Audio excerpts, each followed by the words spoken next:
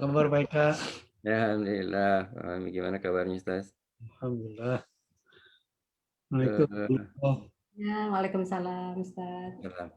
Insya Allah kita bisa mulai, Ustaz ya. Boleh, boleh. Insya Allah. Ya. Assalamualaikum warahmatullahi wabarakatuh. Innal hamdalillah nasta'inuhu wa nastaghfiruhu wa na'udzu billahi min shururi anfusina wa sayyiati a'malina. Man yahdihillahu fala mudilla lahu wa man yudlil fala hadiyalah. Wa asyhadu an la ilaha illallah wahdahu la syarika lahu wa asyhadu anna Muhammadan abduhu wa rasuluh. Ya ayyuhalladzina amanu taqullaha haqqa tuqatih wa la tamutunna illa wa antum muslimun. Rabbi israh li sadri wa yassir li amri wa hlul 'uqdatam min lisani yafqahu qawli amma ba'd. Bapak-bapak dan ibu-ibu yang dirahmati Allah Subhanahu wa taala. Alhamdulillah, syukur alhamdulillah kita kembali diberi kesempatan oleh Allah Subhanahu wa taala untuk bertemu di pagi hari ini di bulan yang suci ini untuk sama-sama menambah pengetahuan kita tentang agama yang kita cintai ini. Salam dan salawat juga kita haturkan kepada Nabi Muhammad SAW, kepada seluruh keluarga beliau dan kepada para sahabat. Bapak-bapak dan ibu-ibu sekalian, sebelum kita mulai, mari kita mendengarkan tilawah dari Pak Andi Saputra. Silahkan Pak Andi. Dan artinya nanti akan dibacakan oleh Lisa, insya Allah.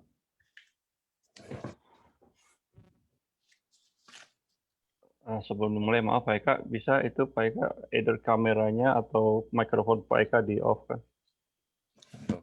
Off. Ada feedback. Either one.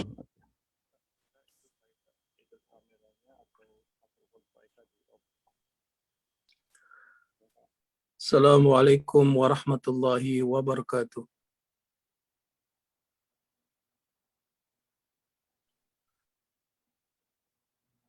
أعوذ بالله من الشيطان الرجيم.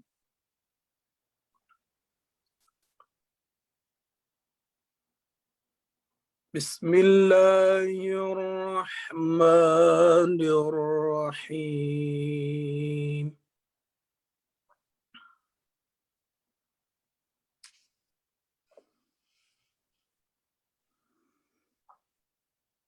يا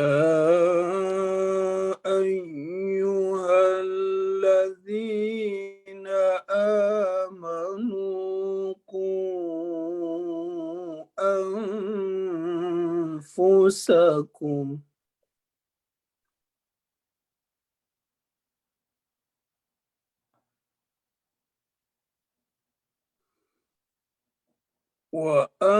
وأهليكم نارا وقودها الناس والحجارة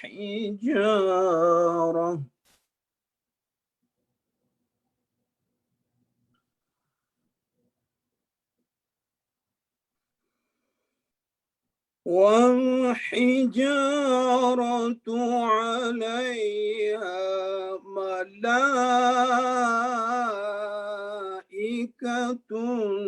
غلاظ شداد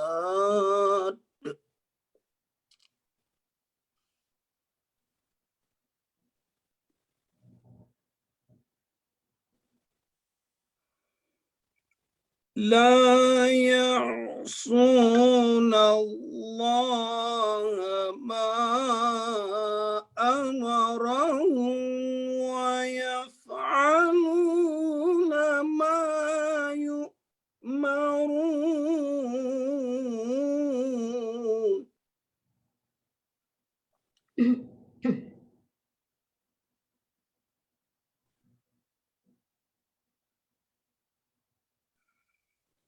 يا أيها الذين كفروا لا تعتذروا اليوم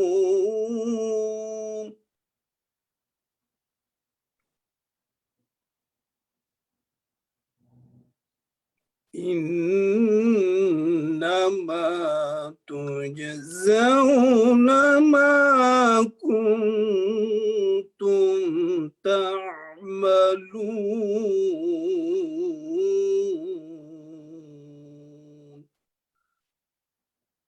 صدق الله العظيم.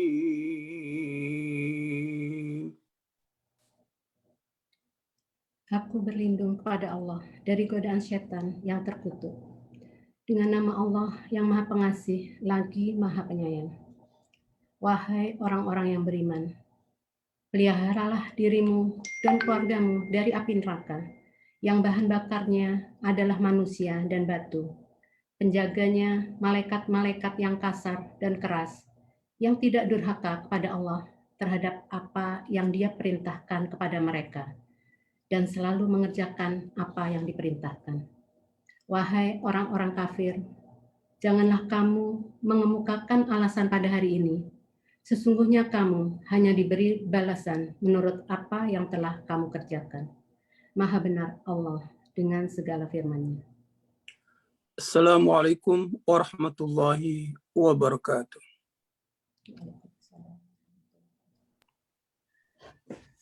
Baik, Pak Bambang masih ada feedback? Sudah oke, Pak. Oke, baik. Silakan.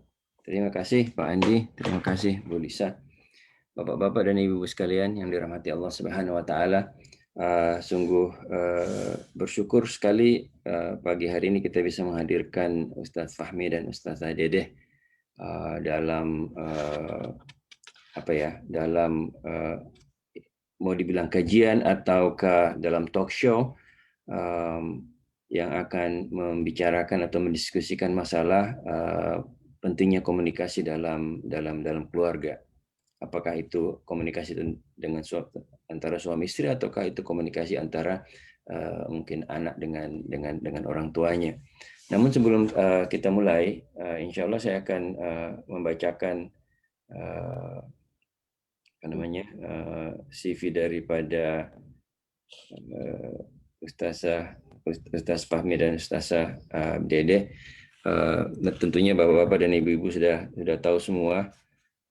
Jadi saya bacakan yang singkat aja karena CV beliau berdua ini cukup panjang. Jadi Ustaz Fahmi Subir Sakaria, beliau sekarang adalah Imam Center di DC area.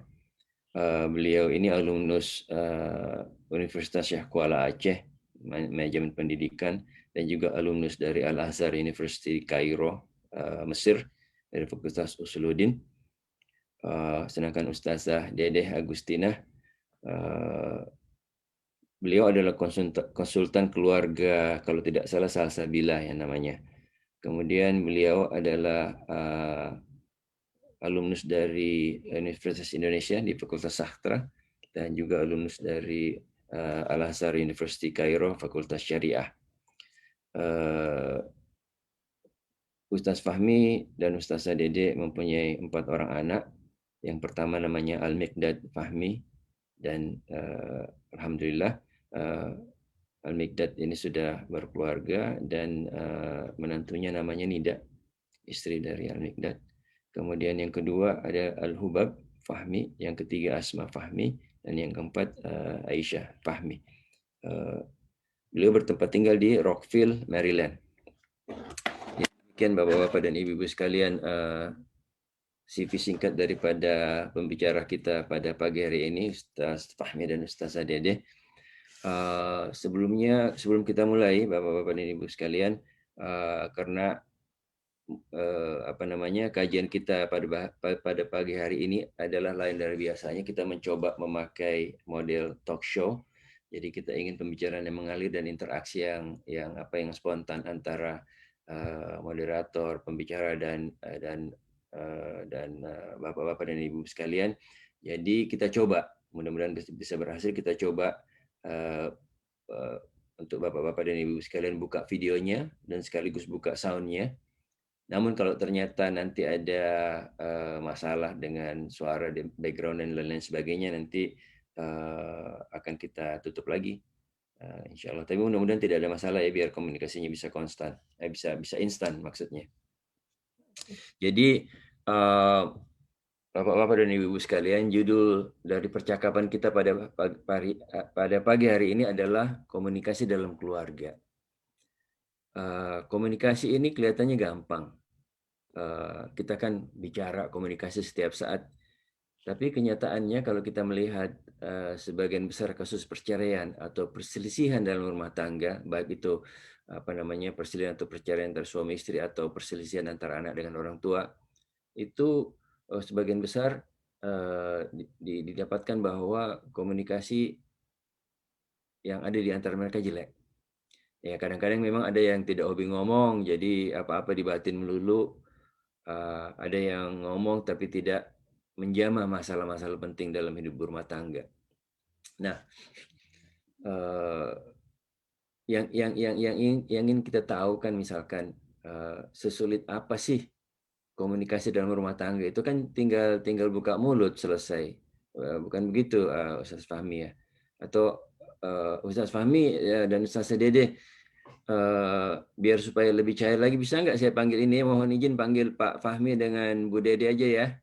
Apa aja yang mantap. Jadi kelihatannya kalau Ustaz dan Ustazah nanti ada jarak gitu, di sana Ustaz, di sini biasa-biasa aja.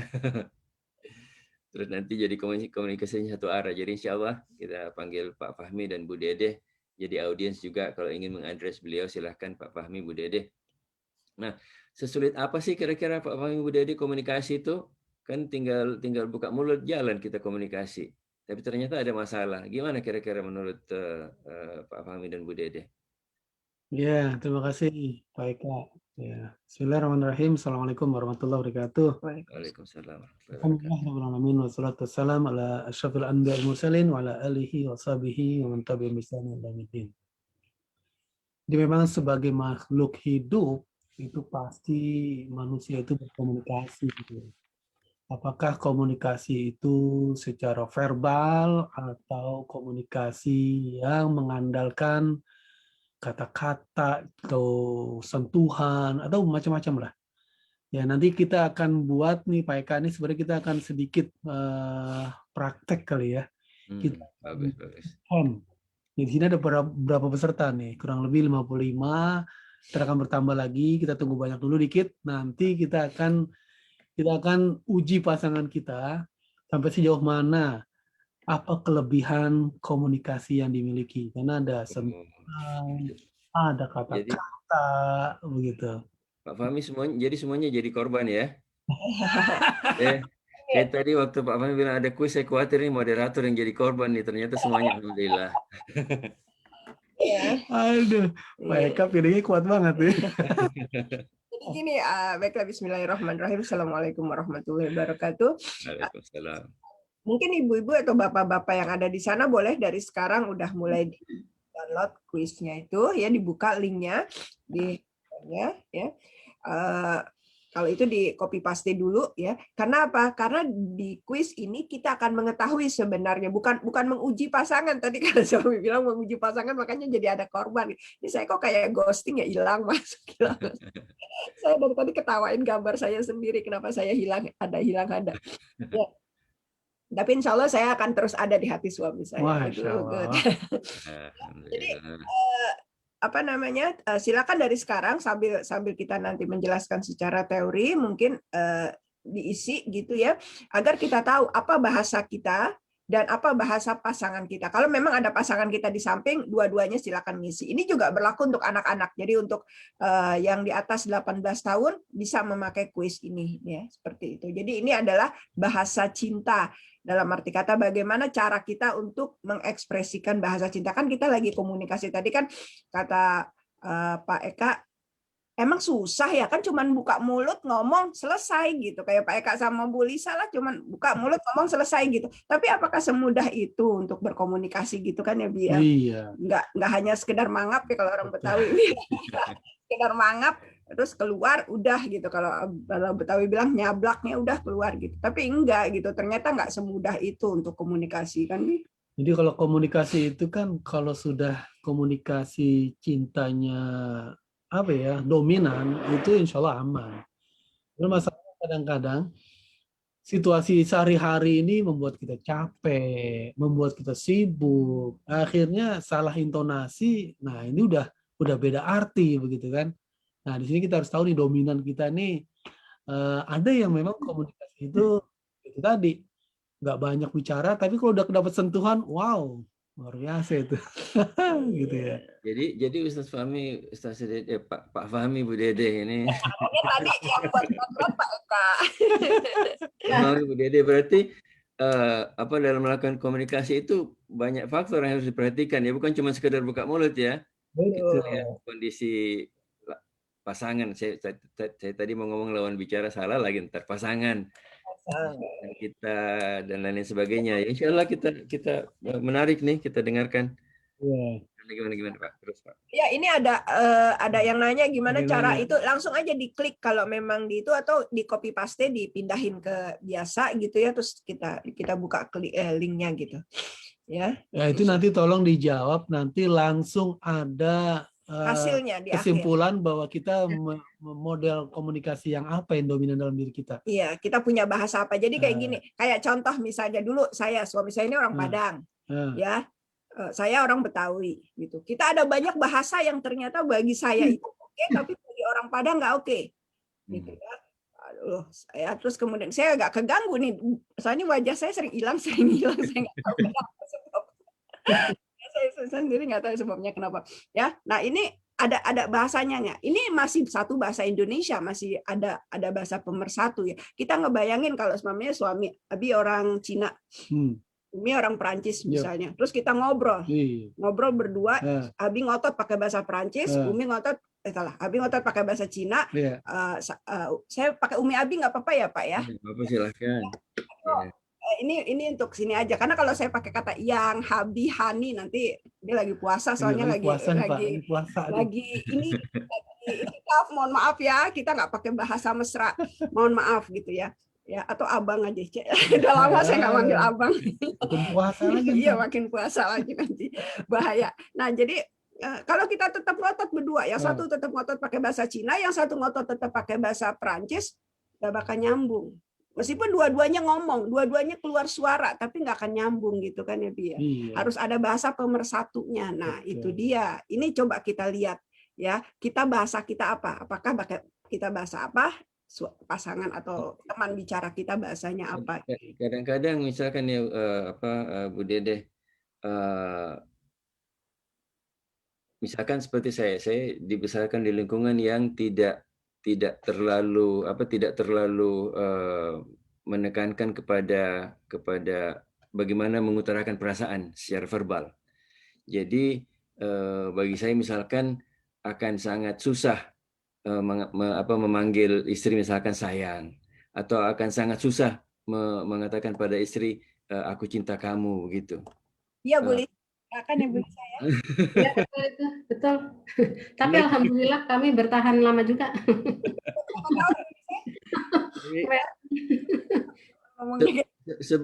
Seberapa pentingnya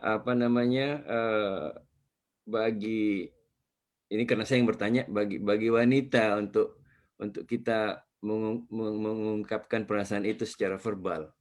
Nah, nanti Pak Eka setelah mengisi kuis ini, jadi akan tahu seorang ternyata sedikit berbicara tapi banyak sentuhan. Ada yang begitu Pak. Nah, ketika tahu pasangan kita begitu, wah udah kuncinya sentuhan aja deh. Mungkin udah lebih dari 2 menit ya. Aduh, sudah ada yang ngisi ya. Kita ngisi cepat aja, jangan dipikir-pikir. Jangan. Karena ada 30 ya. 30 pertanyaan. Ya, mungkin Bu Lisa bisa itu ya, seperti itu ya, semuanya kalau bisa itu deh. Ya, tapi gini aja deh. Sambil ngisi, biarkan suami saya dulu bicara tentang apa itu komunikasi. Nah, jadi nanti kita bisa nyambung. Bagaimana Pak Eka? Boleh kayak gitu? Iya, lebih bagus begitu, Bu. Jadi kita sambil mendengar ada waktu juga untuk mengisi. Insya Allah. Silakan yang lain juga sembari mengisi ya. Mengisinya kalau bisa jangan lama-lama. Memang kalau dipikir-pikir, wah kayaknya mirip-mirip sih memang jawabannya begini. Tapi ala kulli hal ya kita pengen tahu, langsung aja feeling, oh saya ini gitu. langsung cepat Kayak aja. cinta pada pandangan pertama. Nah, cinta. Nggak ada mikir. Gitu. Nggak pakai mikir gitu ya. Jadi cinta itu juga nggak pakai mikir kadang-kadang. Jadi sahabat-sahabat yang insya Allah Subhanahu Wa Taala di mana saja berada yang baik hatinya, kadang-kadang itu tadi komunikasi itu susah-susah gampang ya, karena kita itu terlahir dari background yang berbeda, hobi yang berbeda, terus kemudian juga bahasa mungkin kebiasaan yang berbeda, egonya juga berbeda. Tapi ketika bersatu dalam sebuah rumah tangga, nah ini pasti ada adjustment begitu. Nah, di sini kita perlu melihat bagaimana sisi kelebihan dan kekurangan dari pasangan kita gitu ya. Sering terjadi itu miskomunikasi itu adalah gara-gara nada atau intonasi.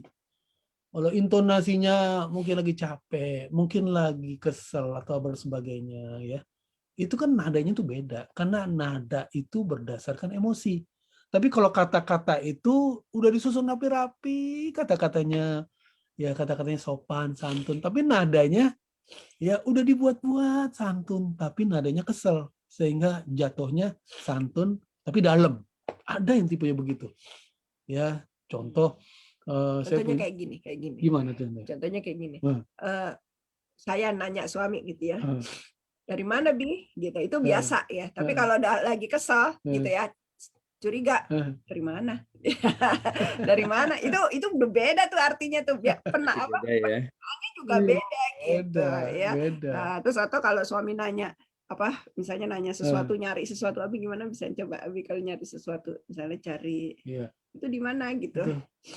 Nih, pulpen yang dari Muktamar dulu di mana sih? Ya, saya jawabnya nggak tahu gitu. Biasa tapi tahu. Itu udah beda tuh. Ya, kadang-kadang intonasi itu mempengaruhi. Ada juga kadang-kadang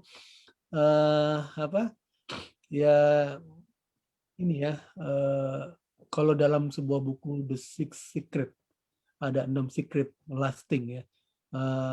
Lasting relationship itu bagus banget. Salah satunya itu di situ ditulis ya dalam sebuah jurus gitu ya, sebuah rule. Dia bilang begini, manfaatkan 5 detik pertama, first 5 minutes.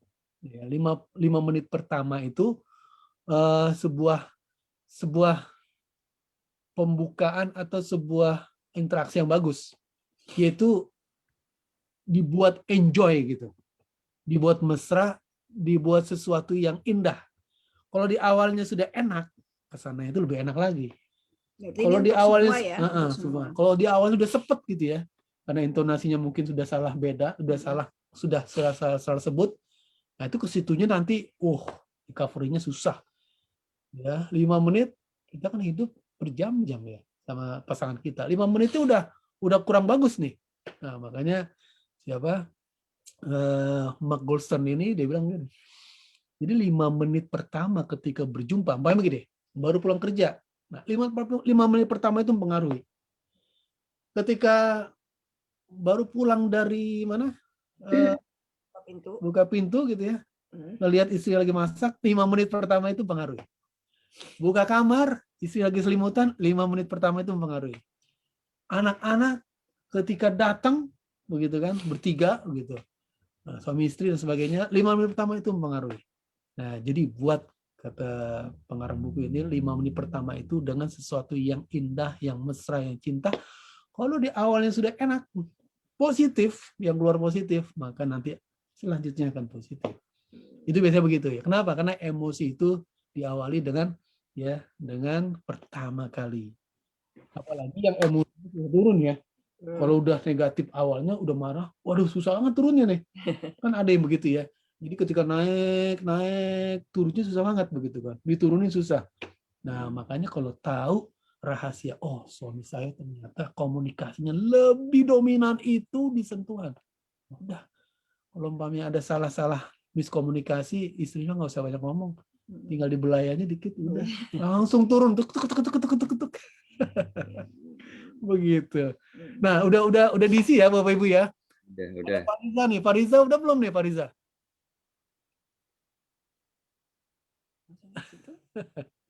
Nah, kalau udah biar kita bahas. Kayaknya mungkin lebih banyak yang sudah kayaknya Ustaz ya. Ya kayaknya udah nih, diem-diem aja nih. Kalau gitu boleh ditampilin Eh. slide-nya, Pak. Ditampilin slide-nya yang saya ingin hasilnya itu biar kita mungkin biar cepat.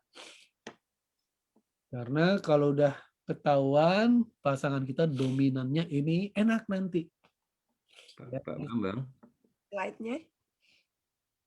slide yang satu lembar tadi. Kita lagi kompak banget ya. Ya kenapa orang kita nih? Kena Poland jadi berdua mainnya tisu. Maaf. Kalau kita selalu kompak memang.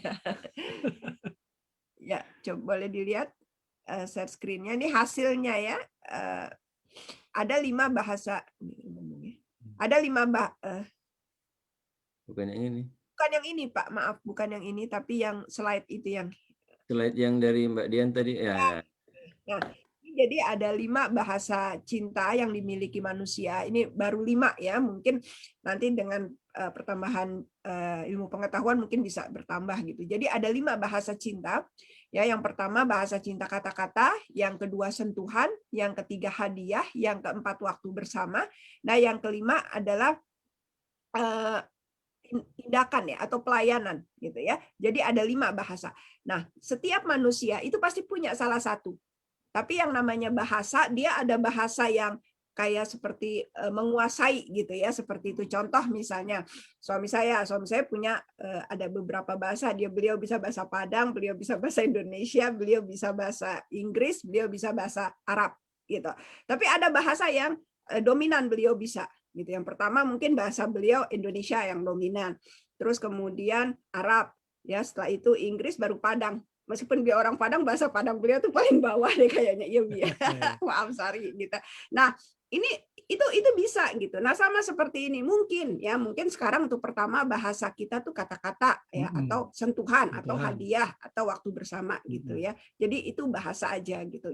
Jadi ini bukan saya harus gini, enggak. Mungkin nanti kalau kita isi lagi kita mungkin bisa beda lagi gitu, seperti itu. Nah, terus bagaimana cara komunikasinya? Ya, jadi kalau kita lihat ya ketika bahasa ini udah kita tahu, insya Allah kita meminimize. Kenapa? Karena target kita adalah kembalikan cinta yang menggebu-gebu dalam keluarga itu. Jadi hindari konflik, hindari misunderstanding, salah sangka, salah apa gitu ya. Jadi kita jadikan bahwa kemesraan atau cinta atau sayang itu adalah sebagai gaya hidup kita. Begitu. Jadi gaya hidupnya jangan sampai marah-marah. Ada juga gaya hidupnya yang sebel-sebelan aja gitu. Atau gaya hidupnya bully-bulian terus, suami istri ada yang bully. Sampai duduk di restoran pun mau makan bully lagi, berantem lagi, apa lagi gitu. Nah, itu kalau lama-lama gaya hidup seperti itu akan berubah menjadi karakter. Ya, menjadi habit dulu. Kalau udah habit akan menjadi karakter. Kalau udah karakter itu jadi kebutuhan. Nah, ini kalau udah bahaya ya, kalau kita udah bisa men-scan, ternyata kebutuhannya berantem dulu itu berdua tuh suami istri itu. Nah, jadi kalau udah kebutuhan, ini bahaya. Ini real ya. Nah, saya tidak menyebutkan nama atau apa, tapi ada ya dalam sebuah keluarga begitu. Ya, dalam sebuah keluarga kita pernah menangani ini. Jadi salah satunya bapaknya agak-agak gimana ya, keras, strict begitu. Terus kemudian terjadilah umpamanya suka berantem suami istri, dilihat anaknya. Nah, anaknya ini gadis, dia sudah mulai besar, terus kemudian dia ingin mencari katakanlah kebahagiaan ya. Akhirnya mohon maaf anaknya pacaran dulu. Tapi herannya si gadis ini dia suka dengan seorang pria yang menjadi pacarnya dan itu adalah suka marah-marah. Padahal dikasih tahu temennya, kamu kok suka banget sih sama si dia? Dia kan marah-marah terus, dia ngebully kamu dan sebagainya. Dia merasa tenang ketika pacar itu marah-marah dan sebagainya. Kenapa? Karena dia sudah kena adiktif dari bapaknya. Bapaknya itu galak banget. Bapaknya itu ya Allah sampai abuse-nya itu sampai tangan, sampai physical abusement. Nah, kalau sudah gaya hidup setiap hari dia terima, akhirnya adiktif itu ada dan menular. menular sampai ke anaknya cari kayak begitu juga modelnya, ya Allah ya Rabbi. Nah, kita switch, kita balik bagaimana seharusnya keluarga itu adiktifnya adalah sayang, adiktifnya adalah mesra begitu, sehingga apa kata pepatah, hidup ini hanya kita berdua. Oh, yang lain kontrak. Yang lain nonton, yang Bos. lain harus pamit dulu sama kita. Kita penguasanya. Nah, begitu kira-kira sahabat insya Allah Subhanahu wa taala.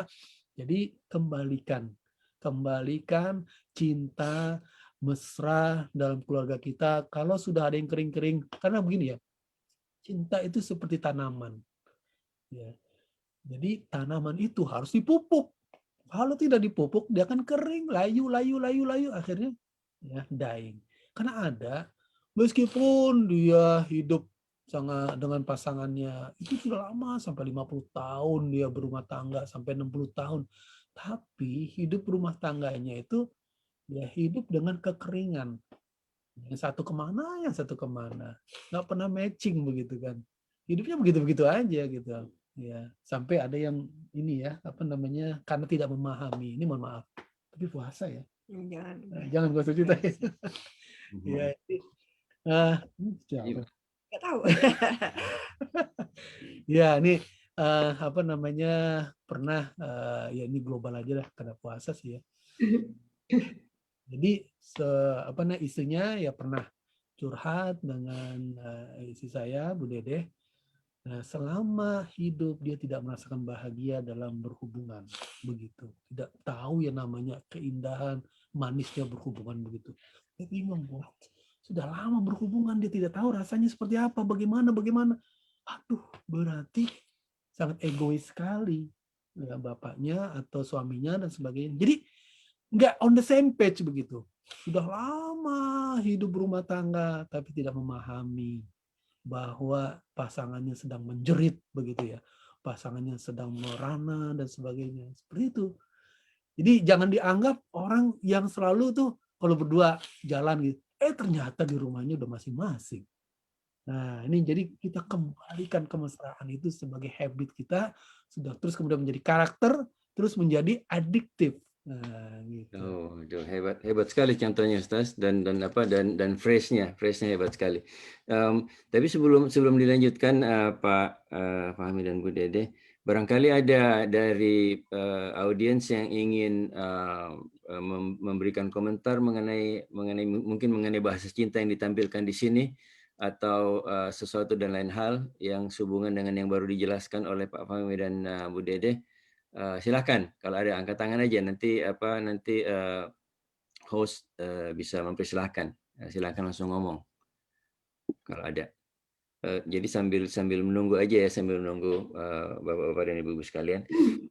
Kalau saya melihat begini, Pak Fahmi sama Bu Dede. Jadi di samping memang kita mencoba mengusahakan bisa berkomunikasi dengan baik, tapi ternyata dari apa yang ada yang saya baca itu memang karakter dalam berkomunikasi ya, karakter perempuan dan laki-laki itu beda karena memang penciptanya berbeda, dan ternyata dari penelitian itu memang struktur otaknya wirednya itu berbeda antara laki dengan perempuan, sehingga perhatiannya berbeda. Misalkan katanya kalau laki-laki itu sering berpikirnya linear, akan susah bagi mereka untuk berpikir secara paralel pada saat yang berlawanan. Kalau perempuan itu berpikirnya malah paralel, semua faktor dipertimbangkan. Jarang-jarang mereka berpikir secara linear. Ini ada contoh yang menarik dicontohkan secara joke tapi menarik, antara perbedaan berpikir, snippet yang kecil aja antara perbedaan berpikir laki dan perempuan. Jadi joke-nya begini nih Pak Fahmi dan Bu Dede. Suatu saat ini ada pasangan suami istri suami ingin keluar membeli bensin, katanya ya pakai panggilan mesra lah ya, yang saya ke gas station dulu mau beli bensin. Kemudian istrinya, oh mau ke sana ya? Oke, kalau gitu tolong belikan susu ya 1 galon. Ya oke. Terus kalau nanti di sana ada telur, tolong berikan 12. Oke, katanya. Pergilah suaminya ke gas station gitu, isi bensin. Setelah itu dia ke dalam, diambilnya susu 1 galon. Kemudian dia lihat, oh lewat ke tempat freezer gitu, lihat, oh ada telur. Setelah itu dia ambil 12. Susu diambil 12 galon, jadi 12 box. Sampai ke rumah, istrinya tanya, oh, mana susunya? Ini ada teman saya ambil, katanya. Diambilnya semua 12, jadi 12 galon kan 12 botol susu gitu. Ngapain kamu? Buat apa saya 12? Saya kan cuma minta 1. Terus kata suaminya, enggak, kamu minta 12. Gimana sampai 12? Suaminya ngomong, loh kamu kan coba lihat. Kamu tadi minta dibelikan 1 galon susu. Terus kalau ada telur, minta diambil 12. Ya saya lihat, saya sudah ambil 1 galon. Saya lihat, oh ada telur, jadi saya ambil, balik lagi saya ambil 12 galon. Terus istrinya nggak bisa ngomong apa-apa. Terus mau ngapain saya 12 galon? Maksudnya itu, kata istrinya, kalau ngambil 1 galon susu, kalau ada telur di situ dijual, belilah 12 butir telur. Nah dari sini message-nya adalah mau menggambarkan bahwa perempuan itu berpikirnya memang secara menyeluruh. Ketika suaminya pamit akan keluar, tiba-tiba teringat, oh di sana kan ada toko nanti, tolong belikan susu, oh tolong belikan telur. Tapi yang laki ini, si suami ini berpikirnya parsial, kompartemental, susu dulu yang dihandle. Jadi yang telur segala macam itu cuman afterthought. Jadi makanya fokusnya ke susu. Orang ada telur ambil 12, ya ambil 12 susu. Itu bukan telur. Jadi kira-kira apakah perbedaan yang seperti ini tuh harus masing-masing pasangan mengerti bahwa memang sifat laki begini, sifat perempuan begini, atau tidak penting dimengerti, yang penting kita bisa komunikasi, berbagi rasa, atau gimana gitu, Pak Fahmi, Bu Dede? Ya, kadang dinamisasi memang ada ya, dan itu memang kadang-kadang perlu ya, karena jalannya lurus aja mungkin dinamisnya itu kurang ada dinamisasi itu, ya mungkin hambar juga gitu kan. Dengan adanya kayak begitu tuh, wah Masya Allah. Yang penting begini, saya ingat ya Imam Malik kadang-kadang terganggu juga emosinya oleh salah satu jamaahnya. Tapi beliau fokusnya cinta. Fokusnya adalah kepada Allah Subhanahu wa taala. Nah, ini kita sebagai muslim ini fokusnya orientasinya Allah ghayatuna. Allah adalah tujuan kita begitu. Jadi ketika beliau diminta tolong sama salah seorang jamaahnya, wahai imam tolongin saya dong, rumah tangga saya ini perlu bantuan nih. Sedikit ada cekcok gitu ya.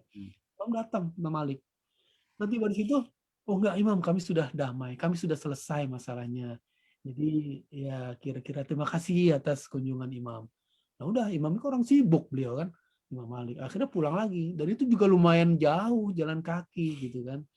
Nah nggak tahu baru sampai di rumah, datang kurir seseorang yang suruhan keluarga tadi, imam, saya barusan disuruh nyusul, katanya masih ada nih, rame lagi tuh di rumah begitu.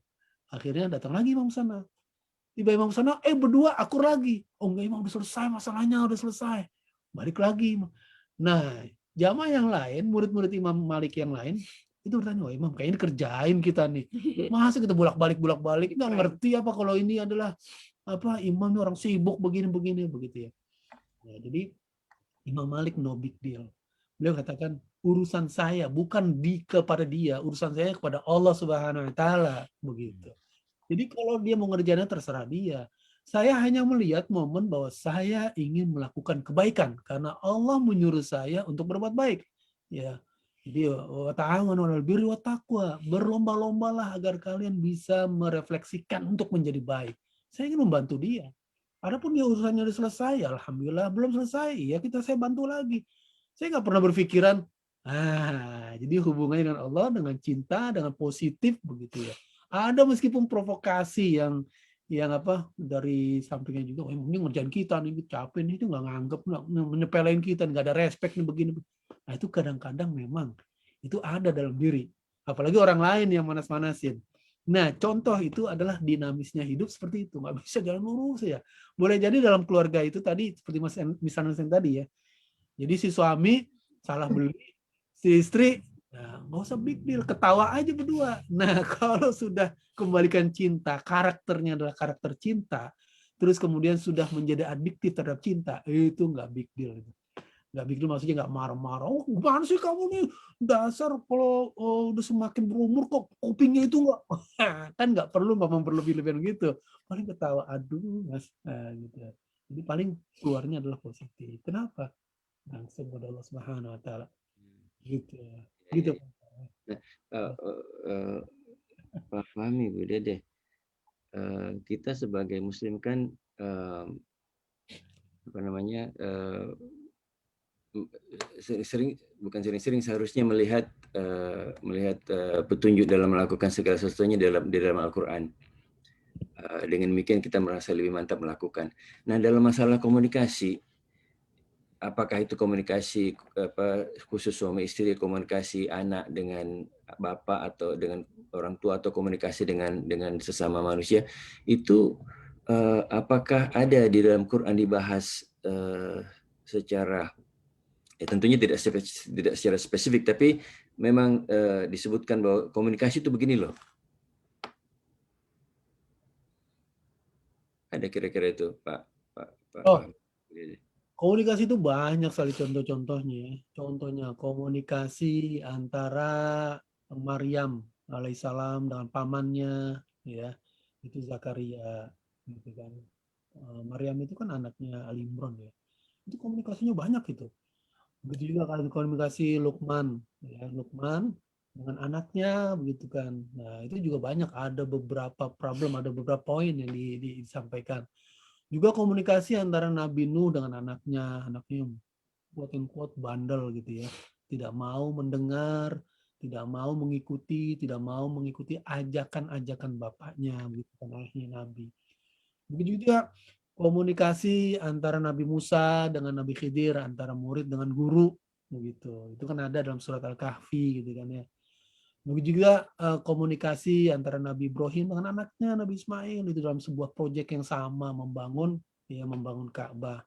Atau ketika Nabi Ismail ya dimimpikan oleh ayahnya yang akan disembelih, itu kan komunikasinya luar biasa itu. Jadi banyak sekali ya dalam Al-Quran itu komunikasi itu ada, tapi komunikasi itu dibangun dengan komunikasi cinta. Jadi tidak berlebihan, tidak over apa ya? Overestimate, overacting, over apalah, yang akhirnya terjadi menjadi cekcok ya, terus kemudian nggak worth it lah kalau diterusin begitu ya, gitu Pak Eka. Terima kasih Pak Fahmi. Kalau kita lihat tadi kan Pak Eka menyinggung tentang adanya perbedaan watak dan karakter antara laki-laki dengan perempuan gitu kan. Yang namanya laki-laki perempuan itu kan namanya pasangan kan Pak. Kalau pasangan, ya Bu Lisa juga ya, kalau pasangan ya harus pas. Kalau nggak pas ya cuman angan. Ya, bagus kan? Pasangan itu harus pas. Kalau nggak pas ya cuman angan-angan gitu, nggak akan pernah bisa ya harus pas. Nah yang namanya pas itu nggak harus selalu sama gitu. Yang namanya pas itu ya harus bisa mengimbangi lah gitu. Kayak tadi kan diceritakan di dalam Al-Quran bagaimana ketika Nabi Ibrahim mau menyembelih anaknya, itu kan istrinya ikut gitu ya, istrinya mempaskan kepada Nabi Ibrahim, Siti Hajar. Terus ketika Nabi Ibrahim mau meninggalkan Hajar di Mekah, ya bagaimana dialog mereka, terus kemudian juga antara dengan istrinya tuh yang komunikasinya nggak pas ya, akhirnya ya cuman angan-angan aja ya, istrinya di neraka. Ini Bu Dede sama Pak Fahmi. Biasanya kita pada waktu pasangan itu masih baru gitu ya, menikah. Itu kan wow gitu, Masya Allah gitu ya. Semuanya terasa indah, komunikasi bagus. Tapi dengan berjalannya waktu itu kok bisa ya gitu. Bisa terjadi permasalahan mungkin karena satu dengan yang lainnya mungkin kurang mempunyai ilmu itu tadi ya, bahwa komunikasi itu bukan hanya verbal aja, tapi banyak komunikasi yang lain, jenis komunikasi atau cara ya. Nah ini apa perlu ya, apa pasangan-pasangan yang mau menikah itu apa perlu diberi apa namanya seperti premarital counseling gitu supaya bisa supaya bisa langgeng gitu ya, dari bukan hanya mesranya di awal ataupun kompak atau pasnya di awal, tapi nanti ke belakangnya itu menjadi sendiri-sendiri seperti itu. Jadi sebenarnya sih kalau bagi saya pribadi ya, saya pernah dengar satu quote lagi, saya suka ngumpulin quote-quote yang indah nih ya. Yang namanya pasangan, yang bukan tadi pasangan tuh harus pas, kalau nggak pas cuman angan. Terus kemudian yang kedua ya, pasangan dia akan bisa sampai akhir zaman, ya pasangan akan bisa sampai akhir zaman kalau dia suka kalau dia bisa komunikasi dengan pasangannya. Masya Allah. Ya, kalau artinya dia nggak ada rasa bosan dengan pasangannya. Gitu. Ya, maka dibilang gini, sayang kalau kamu bosan bertahan ya. Ya, sayang kalau kamu bosan bertahan ya. Karena apa? Menyesal itu ya, marah itu hanya karena masalah waktu, tapi menyesal kamu akan selamanya. Gitu. Jadi artinya gara-gara cuman ya namanya tadi kata Mbak Lisa tadi kan bosen gitu ya, bukan bosen. Kok awal-awal dulu kayaknya suka banget pas udah lama ya, contohnya gini deh. Kalau dulu awal-awal nikah kalau jatuh gimana? Aduh kamu jatuh ya sayang, gitu kenapa sayang. kamu? Terus kalau udah agak lama gimana? Makanya lihat dong matanya kemana sih? Ya ngerti. Ya, jadi ada beda gitu kan. Iya. Nah, itu mungkin ada rasa bosen ya namanya. Ya kan kita kayak kehidupan tuh kayak roller coaster gitu. Nah, ketika kita ada rasa bosan terus kita langsung bilang, oke, kita udah nggak cocok lagi. Bye gitu. Keluar. Nah, seperti itu yang sering terjadi gitu. Jadi sebenarnya ketika kita bosan, ya itu kita minta pasangan kita untuk bertahan gitu. Insya Allah ketika kita bertahan ada sesuatu nanti yang mungkin akan ada yang indah ya ketika kita mampu bertahan seperti itu. Jadi kalau menurut saya memang apakah perlu adanya pelatihan atau apa sebelum pernikahan, mungkin untuk mengetahui hukum-hukumnya iya. Tapi kalau untuk yang namanya komunikasi, kalau cuma teori aja yang ada malahan berantakan gitu. Jadi sebenarnya saya setuju tadi suami saya bilang cinta gitu. Jadi saya punya satu quote lagi nih, nggak apa-apa ya terakhir nih. Ya. Quote dari Mario Teguh. Ini buat ibu-ibu nih Bu, buat ibu-ibu ya, buat ibu-ibu. Bapak-bapak ya silakan, tapi jangan GR ya Pak ya. Kalau ingin merubah laki-laki, ya kalau ingin merubah laki-laki ini dengerin kalau ingin mau merubah laki-laki maka kita tidak akan pernah bisa merubah laki-laki kecuali kalau laki-laki itu mencintai. Masya Allah. Jadi ketika ada terjadi perbedaan pendapat di dalam rumah tangga ya misalnya kita ngerasa aduh saya hilang tuh, saya ghosting tuh suami saya ya ketika saya hilang maksudnya ada masalah dengan rumah tangga, ada pasangan atau dengan anak, dengan siapapun lah, pokoknya dengan siapapun, dengan sesama manusia kita ada masalah gitu ya. Yang itu dengan jenis kelamin laki-laki ya, bukan yang perempuan. Maka yang perlu kita kuatkan adalah bagaimana kita berusaha mencintai, bagaimana berusaha membuat dia mencintai kita dulu. Ya, bagaimana membuat si lelaki itu ya baik itu anak laki-laki kita, baik itu bapak mertua kita, baik itu suami kita, bagaimana membuat dia mencintai kita. Kalau dia udah mencintai kita, ya kita nggak ngomong pun dia paham. Itu laki-laki. Kata Mario Teguh, ya nggak? Itu laki-laki ya? Iya nggak? Seperti itu. Iya banget tuh Bu. Ya kan? Gimana caranya supaya kita mendapatkan cinta laki-laki itu ya tadi itu dengan bahasa cintanya. Ada laki-laki yang suka bahasa cintanya mungkin bahasa tadi ya di slide tadi. Maka kalau kita ya langsung peluk-peluk suami begini bahasa cinta dia nggak akan ngapain sih peluk-peluk, bakal digituin ngapain sih ini dia bakal gitu. Tapi coba kita kasih tulisan sayang kau bagaikan gitu. Aduh kalau nggak ada kamu di sisi aku rindu deh. Pakai SMS gitu aja tuh lakinya udah wiwi, suaminya udah wiwi gitu. Tapi kalau ada suami yang bahasa cintanya sentuhan, terus kemudian istrinya kasih SMS yang indah-indah gitu. Nggak laku itu, Pak. Kamu ngapain? Nah gitu. Kata-katanya datang dipeluk begitu, itu seneng. Karena ada suami istri. Istrinya udah mulai gombal-gombal, mungkin ingin menguatkan cinta. Mungkin bahasa cintanya laki-laki. Ya, mungkin bahasa cintanya laki-laki itu pelukan-pelukan kali, atau sentuhan kali ya. Iya. Wah, ini kayak pengantin aja sih dulu, kayak lagi Pak. gue aja kayak anak muda aja sih, gimana Nah, sih? iya, malah Wah, jadi akhirnya jadi istrinya berantem. jadi malah tuh Iya, begitu. seperti itu. Nah, Ya. Ya, Gimana mudah-mudahan laki-laki itu mencintai perempuan, baru perempuan itu bisa merubah laki-laki itu. mendingan kita bedah deh ya. Kalau ada orang yang dominannya bahasa cintanya laki-laki, itu kayak apa-apa yang harus kita lakukan? Bahasa cintanya laki-laki maksudnya? Bahasa cintanya kok kalau laki-laki ngaco Iya, sih. kok bahasa cintanya laki-laki. Oh, enggak, maksudnya Bahasa lagi puasa nih. Bahasa cintanya kata-kata. Ya, Oh, gitu. begitu. Oke. Ya, boleh ditampilin lagi Tampilin slide-nya, lagi, Pak. Pak. Mohon maaf ya, Pak Iya, ya. Pak Saya Bambang. biar selesai nih. Ah. Boleh ditampilin lagi slide-nya, mohon Ah. maaf.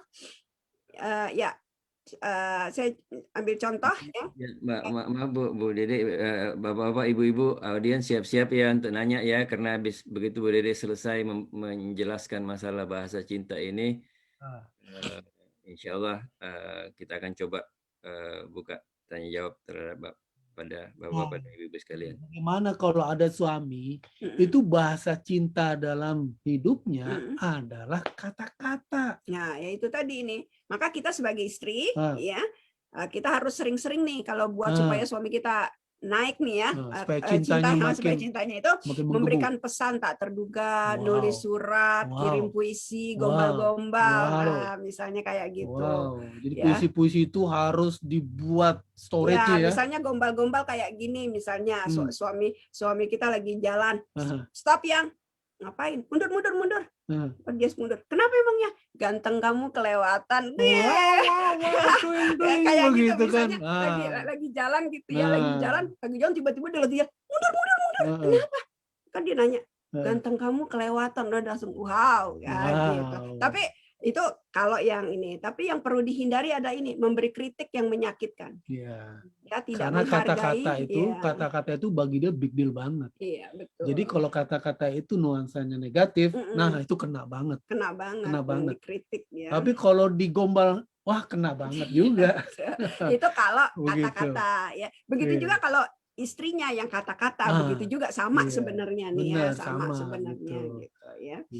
Nah, kemudian sentuhan. Nah, kalau sentuhan ini ya itu ya, kalau ada orang nih kalau jalan digandeng gitu ya, atau tiba-tiba dipegangan tangan sambil pegangan tangan, itu dia bagi dia kayaknya itu mesra banget deh gitu ya. Nah, tapi lagi masak terus kemudian ya dipegangin ininya. Ya. Iya, takut apa? takut ininya ke inian ya, apa? atau dipeluk dari belakang begitu. Atau gimana seperti itu dia udah menganggap tuh suaminya udah romantis banget. Seperti itu. Jadi sentuhan itu bagi dia big deal. Kalau dapat sentuhan, jadi Rasulullah SAW sebenarnya mengajarkan semua model bahasa cinta ini. Begitu.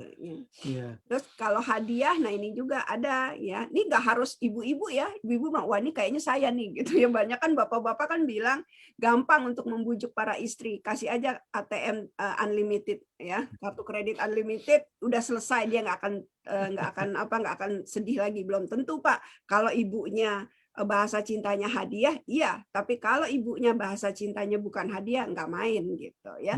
Nah ini contoh, ada ibu-ibu yang sampai pernah ada seseorang ya yang konsultasi ke saya, dia pingin cerai gara-gara apa? Suaminya suka lupa hari ulang tahunnya, hari ulang tahun pernikahan dan hari ulang tahun dia. Betul. Dia bilang suamiku sudah tidak cinta lagi, jadi untuk apa pernikahan ini dilanjutkan gitu. Kenapa hadiah itu big deal banget? Big deal banget bagi dia. Masa saya ulang tahun harusnya dia memberikan sesuatu yang tapi dicuekin hari ulang tahun. Udah dari pagi nungguin ya. Kok sampai malam, dari jam 12 malam kok nggak ada apa? Suaminya gara-gara lupa doang nggak ngasih hadiah. Iya, betul. Tapi ada yang begitu tuh Bu Dede ya? Ada Pak. Ada. Ini memang ini ada gitu. Jadi dia menganggap suami saya nggak cinta gitu. Betul. Ya, ada lagi yang seorang suami 100% uangnya dikasih ke istri, semuanya yang megang istrinya. Suatu saat istrinya juga minta cerai, suaminya bingung. Apa alasannya? Istrinya bilang, suami saya nggak romantis, nggak pernah ngasih saya hadiah. Lalu kata suaminya kalau mau hadiah ambil aja, beli aja sendiri. Kalau saya mau beliin hadiah Bu Dede, kan hadiah itu harus surprise. Lah kan uangnya sama dia. Kalau saya cuma dijatahin sehari 300.000. Ini di Indonesia, maaf ya Pak ya. Harus sehari 300.000. Lah saya mana cukup beli hadiah buat dia. Tas aja udah mahal. Kecuali kalau saya minta duit. Nanti kalau saya minta duit dia bilang, buat apa duit? Kok ada lebih? Kan nggak mungkin buat hadiah kamu, kan nggak mungkin katanya gitu. Akhirnya mereka bisa. Ini kejadian. Terus kemudian waktu bersama. Nah ini ada ibu-ibu yang pingin suaminya waktunya bersama gitu ya. Ada yang nggak ngerti juga bahwa prime time itu ketika bersama-sama karena pasangannya nggak dipahami. Iya betul. Akhirnya ketika berdua masih aja main HP ya. HP. Yang satu, gimana sih udah tahu kita lagi berduaan, kita kan lagi asik di rumah begini kan, sibuk ya sama HP-nya gitu. Nah ini jadilah akhirnya clash atau apa namanya konflik gitu ya. Satu lagi Pak, ini kayaknya ketutup deh, dinaikin boleh nggak, kelihatan ini satu bahasa cinta lagi, dikecilin ininya fontnya. Enggak, kayaknya waktu screenshotnya nih Bu, terus saya forward lagi yang ini. Oh iya, screenshot. Saya forward dulu ke. Berarti ya. Saya buka di. Ntar saya stop share sebentar ya. Sambil sambil disebutkan aja kira-kira Bu Dede. Saya sebutkan aja ya mungkin ya. Yang ini itu tentang pelayanan. Ntar saya stop share dulu, saya grab yang original. Kalau untuk yang pelayanan ini ya, maka orang yang punya bahasa pelayanan ini dia senang banget kalau dibantu. Kalau dibantu, ya contoh misalnya istrinya lagi cuci piring, ya suaminya datang gitu ngapain kayak atau masukin piringnya ke dalam tempatnya atau apa, itu rasanya udah kayak berbunga-bunga tuh, nah gitu. Nah bapak-bapak juga gitu, ya kalau dia bahasanya pelayanan ini mungkin dia lagi ngotak-ngatik mobil gitu ya, lagi ngotak-ngatik mobil, istrinya cuma datang aja. Oh itu aki ya, oh itu air radiator ya. Kata bapaknya, ngomong aja sih bantuin apa? Ya, nah itu bisa gitu, itu akan membuat dia merasa oh istri saya selalu mendukung saya begitu. Tapi yang nggak boleh adalah ini ya, yang nggak boleh adalah memprioritaskan orang lain. Oh dia marah, dia orang yang punya pelayanan ya cemburunya gede kalau dia sampai mendahulukan orang lain. Nah, ini sering misunderstanding juga ya, bapaknya mungkin suaminya atau bapaknya itu sering banget nolong orang, sering banget sosial, banyak nolong orang lah, banyak bantu orang. Tapi suaminya, istrinya karena itu tadi modelnya dia cintanya itu lebih dominan di pelayanan. Suami saya ini kayaknya apa bosan apa sama saya nih, apa gimana nih, kok saya nggak dilayani sih? Gitu. Tapi Pak Fahmi, Bu Dede, dari kuis tadi kan barangkali kita bisa tahu ini ya tipe kita. Tapi misalkan kan tidak semua orang bisa akses ke kuis nih. Saya aja kalau nggak dikasih linknya nggak aware dengan hal ini. Untuk tahu gitu tanpa melalui kuis gimana ya? Apa kita harus ini ya cek satu-satu ya? Digombalin senang nggak? Oh nggak senang, cat. Pegang senang nggak? Oh nggak senang nih. Pak, kayak gini, karena bisa jadi ada satu orang yang punya 3 bahasa, Pak. Iya. Punya dia 3 bahasa, dia bisa kata-kata, dia bisa sentuhan, dia juga bisa pelayanan gitu. Ini kayak yang di samping saya ini, saya udah berapa kali itu dia. Lebih berat ya. Tapi ada satu yang memang yang dominan bahasa yang dia itu. Saya sudah 10 kali ngisi selalu satu gitu. Selalu di tempat itu aja gitu. Dan ketika saya tahu itu, saya lebih gampang gitu. Ya bagus. Ya. Nah, berarti ini bermanfaat sekali nih ya ininya kan kuisnya ini. Semua anak-anak saya udah saya suruh mengisi ini, jadi saya tahu dia ada anak yang suka sentuhan, makanya kalau dia udah pusing-pusing saya peluk, saya ini dia lebih. Tapi ada anak yang suka dengan kata-kata, seperti itu. Jadi cara nasehatinnya dengan kata-kata. Nasehatinya disesuaikan dengan ininya ya, bahasa cinta yang yang sesuai. Betul. Jadi nanti ini PR saya berdua sama Lisa dan juga PR bapak-bapak dan ibu-ibu sekalian, barangkali saling compare notes ya. Iya. Biar ketahuan ini bahasa cintanya apa ini. Iya, apa nih? Yang paling murah barangkali ini ya, yang paling mahal hadiah. Yang paling mahal hadiah. Dia harus banyak stoknya itu ntar. Pelurunya satu-satu dikeluarin ntar. Iya. Pak Bambang. Ya Pak. Kita 12.30 barangkali setelah ini kita akan coba masuk spesifik aja pertanyaan kayaknya ya, karena barangkali kita sudah terbiasa masalah itu. Tapi Baik. sebelumnya kita barangkali dengar pesan sponsor dulu ya untuk bapak-bapak dan ibu-ibu yang sudah berkali-kali mengikuti halaqah kita, mungkin sudah hafal benar tentang message ini. Tapi insya Allah bagi bapak-bapak dan ibu-ibu yang baru pertama kali mendengar message ini, insya Allah mudah-mudahan bisa berguna untuk bapak-bapak ibu-ibu sekalian, dan juga bisa berguna untuk masjid kita insya Allah. Silakan Pak Bambang. History dulu apa mau video Pak? History dulu, slide 1 Pak.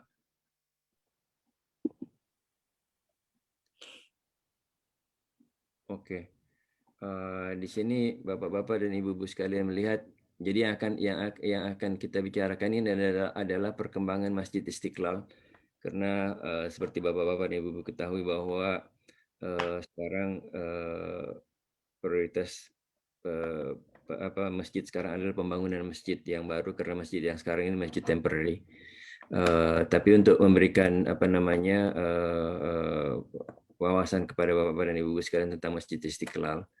Jadi masjid ini didirikan oleh AMC, dan AMC itu didirikan pada bulan Februari 2012, Indonesian American Muslim Community. Dan dalam kita mengumpulkan uang dalam waktu 2 tahun, alhamdulillah tahun 2015 kita bisa membeli properti tanah 5,5 ekar kira-kira, dan ada properti di atasnya yang dulunya dipakai sebagai gereja sederhana begitu, dan kemudian kita mengubah fungsinya menjadi masjid. Alhamdulillah. Kemudian pada 2018 kita menyelesaikan blueprint untuk pembangunan masjid yang baru, dan alhamdulillah blueprint ini selesai, dan pada tahun yang sama juga kita mendapatkan legal status 501c, jadi organisasi nirlaba. Dan pada tahun 2021 kita berhasil menyelesaikan parking lots dan drainage system, underground drainage system, dan alhamdulillah kita punya parking lot yang lumayan cukup representatif. Tadinya lapangan itu penuh dengan kalau hujan penuh dengan lumpur, sekarang alhamdulillah sudah bagus. Dan sekarang perhatian kita adalah membangun masjid yang baru, karena masjid yang lama ini selain simple juga kurang proper, karena salah satunya misalkan kamar mandi dan ruang sholat itu berada dalam satu atap. Jadi kalau orang memakai kamar mandi, kita di ruang sholat juga bisa mendengar. Sini salah satu masalahnya. Di samping itu juga dengan perkembangan jamaah, sehingga kita berinisiatif mendirikan masjid baru. Dan untuk itu tahap pertama adalah meletakkan fondasi. Estimasi kosnya adalah sekitar 490 atau katakanlah 500K. Dan Pak Bambang, sebelum kesini barangkali kita coba dengar anunya dulu ya, message-nya ya, video. Insya Allah. Dari video ini Bapak-Bapak dan Ibu bisa melihat kondisi Masjid Istiqlal sebelum dan sesudah. Bukan masjid saja, tapi propertinya sebelum dan sesudah. Dan dari situ juga Bapak-Bapak dan Ibu bisa melihat bahwa memang amanah yang Bapak-Bapak Ibu-Ibu berikan kepada kita ketika kita mengadakan fundraising untuk mendirikan parking lot sudah kita tunaikan, dan Bapak-Bapak Ibu-Ibu bisa melihat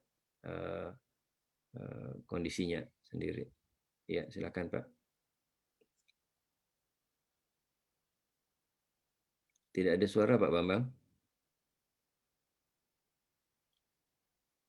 Mungkin lupa kali di-share suaranya ya.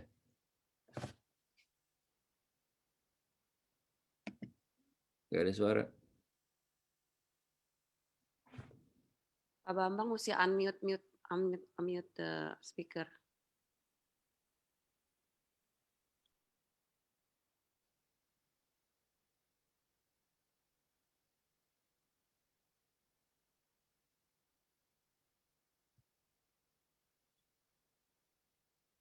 Anyway, nggak apa-apa lah, nggak pakai suara, nggak penting suaranya, yang penting gambarnya kita lihat.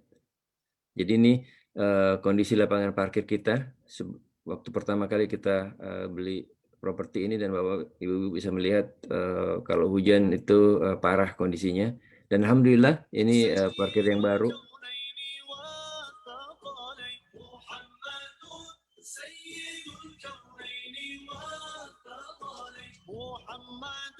سيد الكونين والثقلين والفارقين من عرب ومن عجم مولاي صل وسلم دائما ابدا على حبيبك خير الخلق كلهم مولاي صل وسلم دائما ابدا على حبيبك.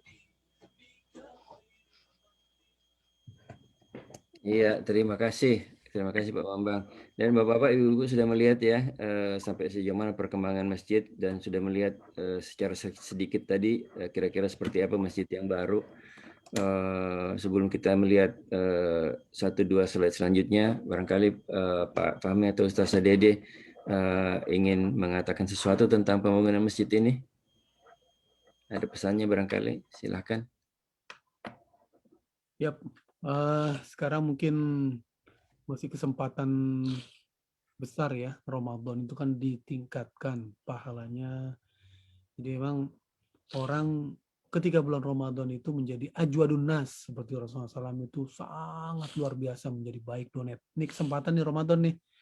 Jadi dengan donasi Bapak Ibu yang hadir di sini itu bisa menambah kualitas Ramadan kita gitu ya, dengan apalagi membangun rumah. Man bana baitan, man bana masjidan, banallahu baitan fil jannah. Siapa yang membangun masjid di dunia, Allah akan bangunkan dirinya ya untuknya itu rumah di surga gitu. Meskipun kita ya 1 meter untuk aspal atau 1 meter untuk tembok dinding, Atau bahkan insya Allah. cuma 1 bata aja Iya, ya. 1 bata aja nggak apa-apa. Yang penting adalah itu tadi ya, semuanya ikut serta dalam membangun. Pastikan diri kita juga dalam membangun, begitu Bapak Ibu. Tapi boleh nggak hadiah ulang tahun perkawinannya beli sumbangin berapa ratus $100 buat masjid atas nama istri, itu enak loh Pak. Wah, bagus banget. Oh, itu ide yang bagus tuh, Bu. Ramadan gitu ya, atas nama istri gitu kan, Masya Allah. ulang tahun perkawinan atau apa gitu kan. Nah, seperti Ini, ini. Bu, Bukan baju baru yang mahal, bukan tas yang mahal, nih aku bikinin buat kamu rumah di surga. Masya Allah. Minimal sebuah singgasana sudah saya booking tuh kamu, Mah. Iya. Tuh, ibu-ibu mohon didengar tuh, ibu-ibu dari Bu Dede itu. Bapak-bapak keliru ya. Bapak-bapak. Jadi bapak-bapak nulis ceknya untuk Masjid Istiqlal Houston itu atas nama istri. Jadi tapi ibu-ibunya harus rela kalau hadiah perkawinannya masuk ke masjid. Hadiah yang lainnya. Tapi memang keren banget Istiqlal ya. Besar sekali itu tanahnya itu. Berapa hektar Pak ya? 5,5. Masya Allah, 5,5. Terima kasih. Iya, luar biasa. Bang, bisa kita lihat slide selanjutnya Pak Bambang.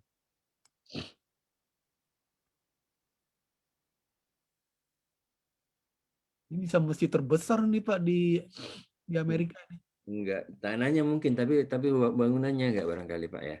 Jadi Bapak-bapak dan Ibu lihat di sini, ini di sebelah kiri bawah itu pada waktu pertama kali kita beli, kemudian insya Allah target kita adalah membangun masjid seperti yang dilihat di kanan atas. Ini tampak masjid dari luar, dan ini blueprintnya sudah selesai, jadi semua gambarnya sudah ada.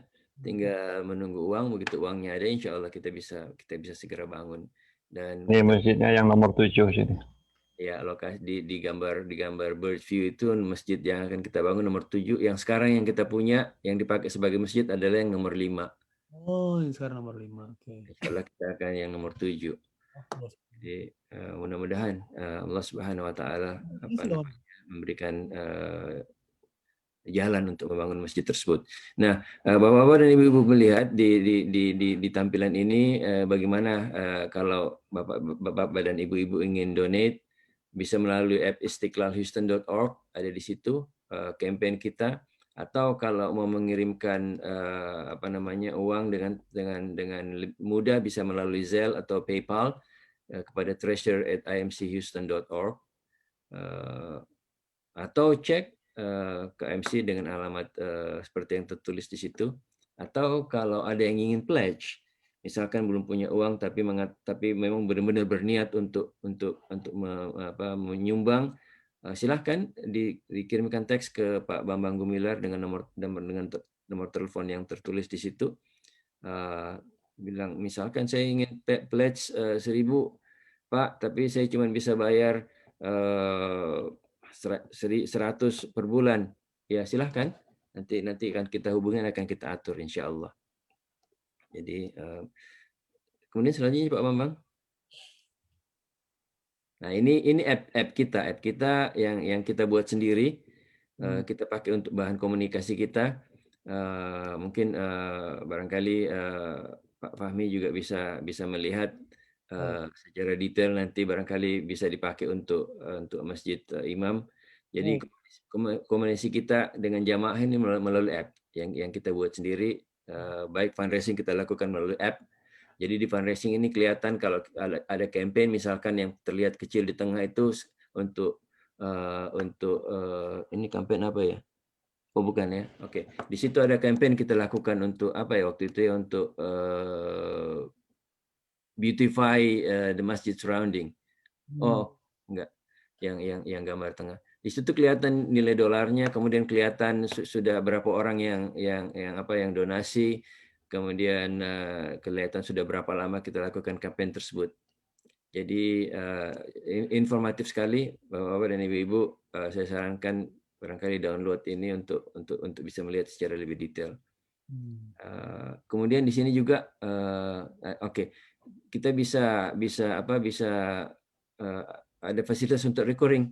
Misalkan saya mau menyumbang $50 sebulan sampai setahun atau sampai 2 tahun atau sampai 6 bulan aja, ada fasilitasnya. Atau misalkan ini nih 10 malam terakhir, saya mau menyumbang tiap hari misalkan $100 atau tiap hari $50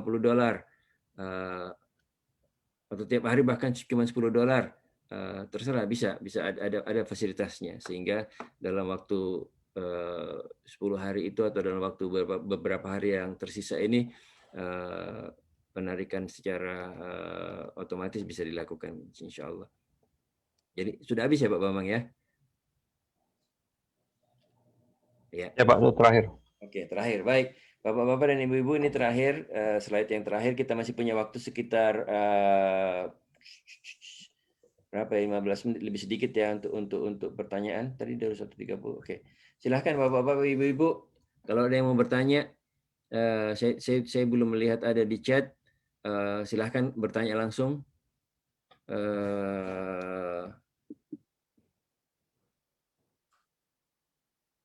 Oh sebentar, ini ada dari Mbak Gita tuh. Iya ada, oke, ada chat dari Wadi. Silahkan langsung Lisa kalau mau dibacakan. Tolong baca. Nggak kelihatan aku. Oke, ini ada pertanyaan dan sekaligus ada quote-nya juga. Katanya ada quote, "The way a man's heart is through his stomach." Itu bagaimana komentar Pak Fahmi atau Bu Dede? Tadi kalau saya tidak salah dengar ada contoh anak gadis yang suka kalau pacarnya suka marah, itu bisa tidak memperbaiki anak gadis ini. Jadi ada dua pertanyaan. Pertama masalah komentar tentang man's heart through his stomach, dan kemudian kalau ada anak gadis tadi yang suka orang atau pacar yang suka marah, apakah bisa memperbaiki anak gadis ini atau bagaimana memperbaikinya? Silakan Pak Fahmi, Bu Dede. Karena itu buat laki-laki itu cinta apa, hatinya laki-laki itu bisa itu dengan perutnya lewat gitu perut. ya, lewat perut. Maksudnya apa nih, cinta Ya, menuju hati seorang itu lewat perut? Iya, lewat makanan, lewat selera.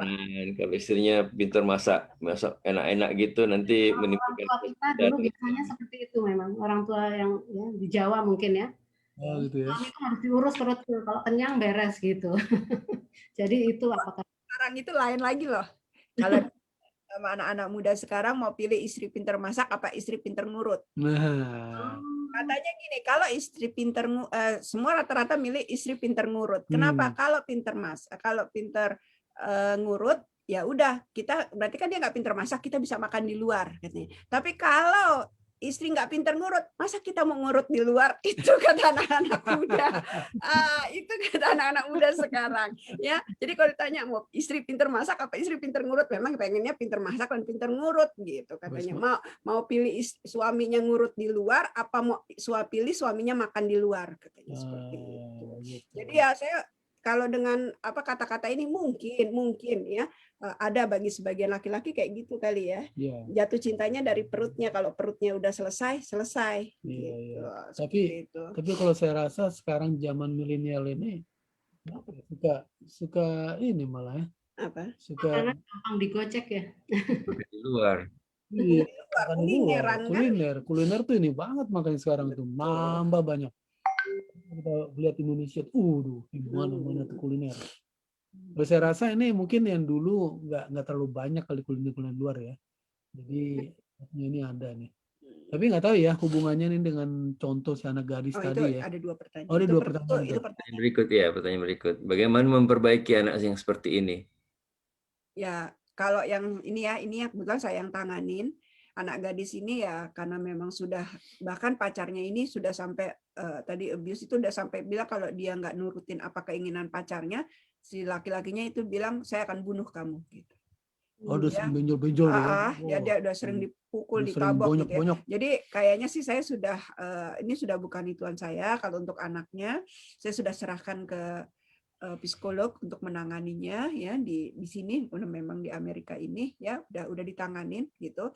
Nah, untuk orang tuanya ya mereka memang udah ini ya. Mereka memang udah berpisah seperti itu. Jadi sekarang bagaimana mengobati luka hati itu, dan biasanya itu agak pelan-pelan ya, agak pelan-pelan karena ini memang udah ada di dalam otak mereka. Mereka sering melihat bapak ibunya bertengkar. Jadi sudah menjadi darah apa tadi apa kata Abi tadi, udah kayak itu ya, addicted ya. Udah jadi habit banget. Udah jadi habit, udah jadi banget, karakter udah agak sulit gitu. Ya makanya mohon doanya mudah-mudahan di Ramadan ini ya Ananda ini bisa kembali ya, insya Allah misalnya bisa diperbaikilah insya Allah. Gitu. Baik, terima kasih Pak Fahmi, Ibu Dede. Bapak-bapak, Ibu-ibu sekalian, ada yang ingin bertanya silahkan loh, langsung. Kalau malas menulis silahkan langsung dibuka aja ininya mic-nya dan langsung bertanya. Silahkan. Jadi sambil menunggu pertanyaan Bapak-bapak dan Ibu sekalian, ini saya ada saya sempat melihat masalah perbedaan laki dan perempuan dan apa yang sains katakan. Ternyata ada yang menarik. Tapi sebelumnya background gini. Ya, barangkali habis itu mungkin saya bisa komen ya. Jadi itu kadang-kadang istri ini sering mengeluh ke saya gitu, Pak Fahmi, Bu Dede. Dulu ya. Katanya saya sering memperlakukan dia seperti radio rusak gitu. Jadi dia ngomong panjang, saya cuma ngangguk gitu, tapi selesai ngomong nggak ada respons. Ini kata istri, tapi saya sih merasa ada respons. Tapi mungkin respons yang saya lakukan itu lain dengan apa yang dia kehendaki. Saya nggak tahu, mungkin ini tadinya saya melihat ini barangkali cuma perbedaan masalah meletakkan kepentingan ya, menurut istri barangkali isu yang penting itu A, dan menurut saya barangkali isu yang penting itu B, sehingga responnya berbeda. Tapi ada yang menarik ketika saya melihat apa kata sains tentang perbedaan laki dan perempuan, cara pandang laki dan perempuan. Jadi saya bacakan beberapa poin ya, yang barangkali bisa bukan menjustifikasi sih, tapi barangkali bisa menjelaskan kenapa hal ini terjadi, dan bahwa saya bukan mentreat istri sebagai radio rusak, tapi ya memang begitulah wirednya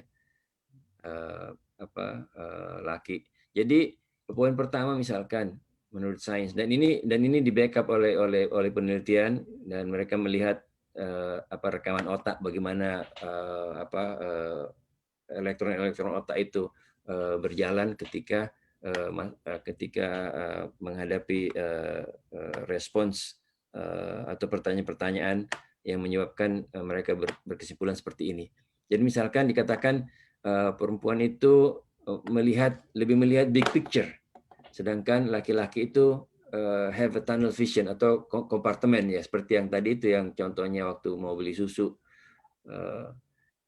Atau kemudian yang kedua misalkan perempuan dan ini sebelum saya melihat ini saya sering berpandangan, ini kenapa sih perempuan itu senang banget ngomong gitu loh. Misalkan pun di masjid. Ya, itu ada Pak, ada di buku itu. Mohon maaf ya nih Pak Eka, saya gitu ya. Memang ada perbedaan laki-laki perempuan. Kalau laki-laki pandangan fokus matanya tuh fokus, tapi kalau perempuan itu multitasking. Iya, betul Bu. Dan itu memang makanya di sini bilang perempuan itu si big picture, dan ternyata memang dan didukung oleh sains bahwa memang karena kebutuhannya untuk multitasking, kebutuhannya untuk nurture misalkan anak dan lain sebagainya, maka perempuan itu memang kecenderungan lebih banyak ngomong daripada laki-laki. Ini mohon maaf, ini ada pertanyaan. Ya. Oke, silakan. Ini saya bacakan ya dari Mbak Isna. Bagaimana jika ada istri yang selalu menutupi mental abuse suaminya karena gengsi? Sebenarnya bukan gengsi, ya. Istri ini sayang sama suaminya, dia nggak ingin nama baik suaminya hancur. Gitu. Jadi saya merasa kalau ada istri yang mencoba menutupi perlakuan suaminya di dalam rumah, itu karena dia mencoba sabar dan mencoba bertahan. Saya positifnya ke situ, ya, saya positif. Tapi ada juga tipe istri yang apa-apa di-share di Facebook, apa-apa di-share gitu kan, cukup nol, aku sudah tidak mau lagi gitu, cukup banyaklah ya seperti itu. Ya itu sih sebenarnya kalau saya ya lebih memandang sang istri itu lebih untuk menjaga nama baik, ya, menjaga nama baik suami, ya. Atau yang kedua, istri itu punya latar belakang budayanya itu, ya, kayak di Indonesia setiap ada permasalahan dalam rumah tangga yang salah tuh perempuan, ya kan. Iya. Meskipun kata orang-orang katanya lelaki itu selalu salah, perempuan itu selalu benar katanya. Kalau perempuan salah, lihat nomor 1 gitu. Bahwasanya perempuan itu selalu benar. Saya rasa tidak. Dalam budaya di Indonesia, ya, dalam budaya Indonesia, kalau ada perpecahan dalam rumah tangga, pasti yang pertama kali disalahin perempuan. Suaminya yang selingkuh, yang salah perempuan, nggak bisa ngurus suami sih. Nggak pernah bikinin kopi sih. Nggak bisa bikinin kopi sih, gitu. Jadi yang disalahin selalu perempuan, gitu ya. Itu kalau dalam budaya Indonesia, ya, seperti itu. Jadi kalau ada yang seperti ini, ya bukan gengsi. Jadi dia memang takut udah dia sakit hati diperlakukan mental abuse dengan suaminya. Terus kalau dia nanya lagi sama orang, dibalikin lagi, kamu sih nggak bisa pinter ngelawat suami, kamu sih nggak ini, itu dia akan lebih down. Memang kita butuh konselor yang bisa memahami perempuan itu seperti apa. Ya, dan kalau memang ibu ini, ya, atau siapapun, atau mungkin ibu ini pernah ada teman yang seperti itu, ya, boleh kalau memang mau berbagi dengan saya, insya Allah gitu. Karena apa? Ini harus diperbaiki, ini harus dibantu. Karena kalau nggak dibantu, perempuan itu, ini buat bapak-bapak ya, perempuan itu memang dia diam. Perempuan itu diam, tapi suatu waktu dia sudah sampai pada puncaknya, selesai dunia, Pak. Nah, udah gitu. Ya kan Bu Lisa ya tuh, Bu Lisa udah begini-gini ya. Perempuan itu dia masih bisa tahan, masih bisa sabar. Tapi suatu saat kalau dia udah nggak bisa tahan, selesai dunia. Wah, kejam banget Bu Dede. Ya, emang itu, Pak. Gitu. Jadi harus ada yang membantu ya. Mungkin orang yang mengenalnya itu membantu menyampaikan kepada, ya. Kalau perempuan istri bermasalah, maksudnya bukan perempuan. Kalau istri bermasalah, ya efeknya ke anak-anak. Betul. Kita ingat dulu ada seorang ibu di Bandung membunuh 3 orang anak padahal dia aktivis masjid, ya, dulu sekali. Terus kemudian nggak usah lama-lama, di mana, di sini ya, di Virginia ya, tembak. Anaknya ya 2 orang ya. Padahal anak itu tahfiz Quran setiap hari diantar sama ibunya. Iya, kejadian ya 2 tahun lalu ya. 2 tahun tapi lalu. ibunya langsung menembak anaknya karena depresi itu. Depresi, ya, depresi ada depresi seperti itu. Iya. Ya. Kadang-kadang ya ada sifat yang memang dalam rumah tangga salah satu dari pasangan itu ada sikapnya yang hard bargainer. Jadi kayak agak otoritas. Jadi kalau mengajak mungkin ya apakah suaminya, apakah istrinya, ya suaminya Mas yang begitu ya mungkin ngajak si istrinya yang kita ke pantai yuk gitu. Nanti sampai ini ke pantai mulu bosen nah gitu itu jadi dari nadanya aja itu sudah ada sedikit hard bargainer gitu. Coba umpamanya ke pantai enak juga ya ke pantai ya. Nah, padahal dia kan umpamanya punya mindset gitu ya, punya mindset macam begini. Ini kembali kepada 5 menit pertama ya. Jadi ketika umpamanya ada ajakan itu seharusnya kalau bukan hard bargainer atau dia punya fokus untuk selalu enjoyment, itu 5 menit pertama dijaga tuh. Mungkin dia akan punya message yang mungkin ke mana ke gunung atau message-nya ke mana ke state lain yang apa gitu ya. Ya ke pantai enak juga ya. Iya. Nah, terus kemudian dia bisa menggocek di situ. Iya, pantai enak ya begini. Tapi kayak kemarin kita baru ke Florida loh, Mas. Gitu. Iya juga ya. Kalau kita ke gunung gimana, Mas? Atau kalau kita ke mana ke state lain itu gimana tuh? Enak juga tuh. Itu belum pernah ngeliat ini gini-gini. Kan message-nya masuk tuh. Tapi masuknya juga merubahnya itu juga smooth gitu. Enggak ke pantai, bosen kemarin juga ke pantai ke Florida gitu. Nah, kadang-kadang hard beginner ini itu harus ya di scan itu. Jangan sampai ada jiwa-jiwa dari salah satu pasangan itu begitu. Jadi harus 5 menit pertama ini dijaga nih, jangan sampai di apa ya ketus negatif apa begitu. Tapi ya perempuan ini yang laki-laki sering bingung, benar nggak di bapak-bapak? Kalau ditanya, kamu mau nggak kita makan di mana? Terserah kamu. Terus kata bapak-bapak, oke kita makan restoran Cina. Restoran Cina lagi gitu. Oke, kita makan di restoran Amerika lagi. Katanya terserah. Ya pokoknya terserah gitu. Terus suaminya udah naik gitu. Tuing gitu ya. Terserah gitu. Terus ya udah kalau gitu terserah kamu. Sekarang kita mau makan di mana? Iya pokoknya terserah kamu kata istrinya gitu. Ya kan? Kata istrinya. Jadi apa? Akhirnya nggak jadi makan. Ya, kenapa? Karena udah 5 menit itu udah ribet. Itu perempuan, Pak. Ya, itu perempuan memang kayak gitu. Perempuan tuh pingin para laki-laki itu jadi kayak apa sih orang yang bisa tahu hati orang? Apa? Paranormal? Iya, paranormal kali ya. Gitu. Ya, jadi harus tahu apa mau istrinya gitu. Masalahnya ibu-ibu, nah ini saya nasehatin kaum saya sendiri nih. Masalahnya ibu-ibu, suami kita itu kalau tadi perbedaan laki perempuan berdasarkan kayaknya Bapak ini satu buku deh nih. Dengan saya kayaknya baca nih yang buku yang Bapak ini. Kita kemarin kasih pelatihan ya di Muktamar ya. Ya, di Muktamar tentang ini ya. Jadi kalau wanita itu adalah dia sukanya non-verbal, tapi kalau laki-laki itu yang verbal. Itu. Jadi kalau ada kita nangis, perempuan itu suka gombal berarti, karena nggak verbal. Iya, ya. Kita nangis nih, ibu-ibu nih, kita nangis diam gitu. Terus suami kita nanya, kenapa nangis? Terus kita diem aja, ngomong gitu, nggak jelas ngomongnya. Pasti suami akan bilang, ya udah selesain dulu nangisnya, ntar baru cerita. Gitu. Kita akan bilang, verbal, ya, gitu. Verbal, ya kok kan? Iya kayak gitu, ya kok gitu. Kita kan pengen dipuji. Tapi kalau gitu ngerti digombal-gomalin. Nah, itu. Itu cuman jarang. Ya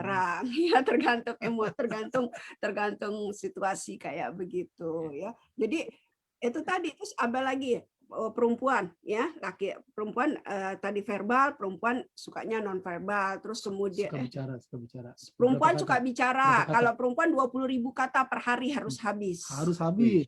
Kalau laki-laki cukup 7.000 kata. Itu udah laki-laki paling cerewet. Laki-laki paling cerewet 7.000. Alhamdulillah saya sering ngomong ya. Iya. Jadi keluar tuh 7.000 kata tuh. Iya, saya juga bahagia banget udah saya bisa juga keluar. kalau di luar karena sering isi Zoom itu 20.000 kata saya habis pas ketemu dia udah diem-dieman aja. Jadi Ustaz Fahmi supaya bisa lebih dari 7.000 harus jadi imam juga ya. Iya. Itu memang perempuan, Pak. Maksudnya bapak-bapak harus paham gitu. Terus perempuan juga ini agak sulit membedakan apa ya itu kiri kanan ya. Karena otaknya mapping atau direction. Maksudnya ini kiri nih, ya kita bilang belok kiri, tapi tangannya ke kanan, belok kiri gitu ya seperti Untuk itu ada yang apa yang lucu sekali di Indonesia kan supir-supir truk itu kan sering nulis di belakang truknya itu pesan-pesan apalah. Terus ada pesannya yang lucu. Ya Allah, jauhkan aku dari ibu-ibu yang pakai yang sen kanan tapi belok kiri katanya. Saya sendiri sama suami sering kalau gini, kalau dibaca gitu. Jadi kita belok kemana nih? Ya kanan, kiri, tapi saya tangannya ke kanan gitu. Apa kanan gitu ya, seperti itu ya. Apa tuh bahasa apa istilahnya seperti itu memang laki-laki dengan perempuan. Terus juga perempuan itu ya karena dia pandangannya itu tadi multitasking itu lebih luas. Kayak contoh bapak-bapak kalau nyari gunting, mah gunting di mana? Itu di laci, pas dia buka laci nggak ada, pas kita yang buka ini apa gitu, karena kita pandangannya luas tuh, kata Bu Lisa ya. Betul. Di depan juga nggak kelihatan, betul. Karena kita pandangannya luas. Kalau untuk nyapu misalnya ya, kalau laki-laki udah di sini aja kita bisa lihat tuh yang di kolong, yang di mana itu kita bisa lebih bersih gitu. Nah, karena multitaskingnya perempuan bisa sambil jaga anak, sambil ngikutin Zoom, sambil masak itu bisa selesai. Tapi kalau bapak-bapak kalau udah Zoom cukup Zoom doang gitu. Di depan laptop, tetap di depan laptop. Makanya kalau ibu-ibu mau nasehatin anak kita yang laki-laki, kita bilang, "Nak, biarin dia ngelihat dulu. Jangan sampai sambil dia main laptop kita ngomong, maaf, sorry, maaf. Nggak akan didengar, Bu." Iya. Ini ada 2 lagi pertanyaan, mungkin apakah masih ada waktu? Insya Allah masih Terakhir. dua terakhir ya, mudah-mudahan. Satu saya bacakan dulu, ini dari seorang ibu yang tidak ingin diketahui namanya, dari Japri ke saya.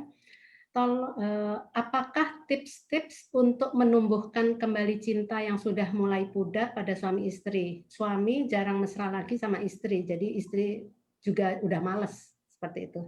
Yang jawab beliau. Ya. Jawab beliau. Jadi ya untuk mengembalikan cinta lagi, ya tadi kan ya, cinta itu kan harus dipupuk ya, seperti tanaman itu perlu nutrisi, perlu dipupuk, perlu air begitu. Itu ya cinta.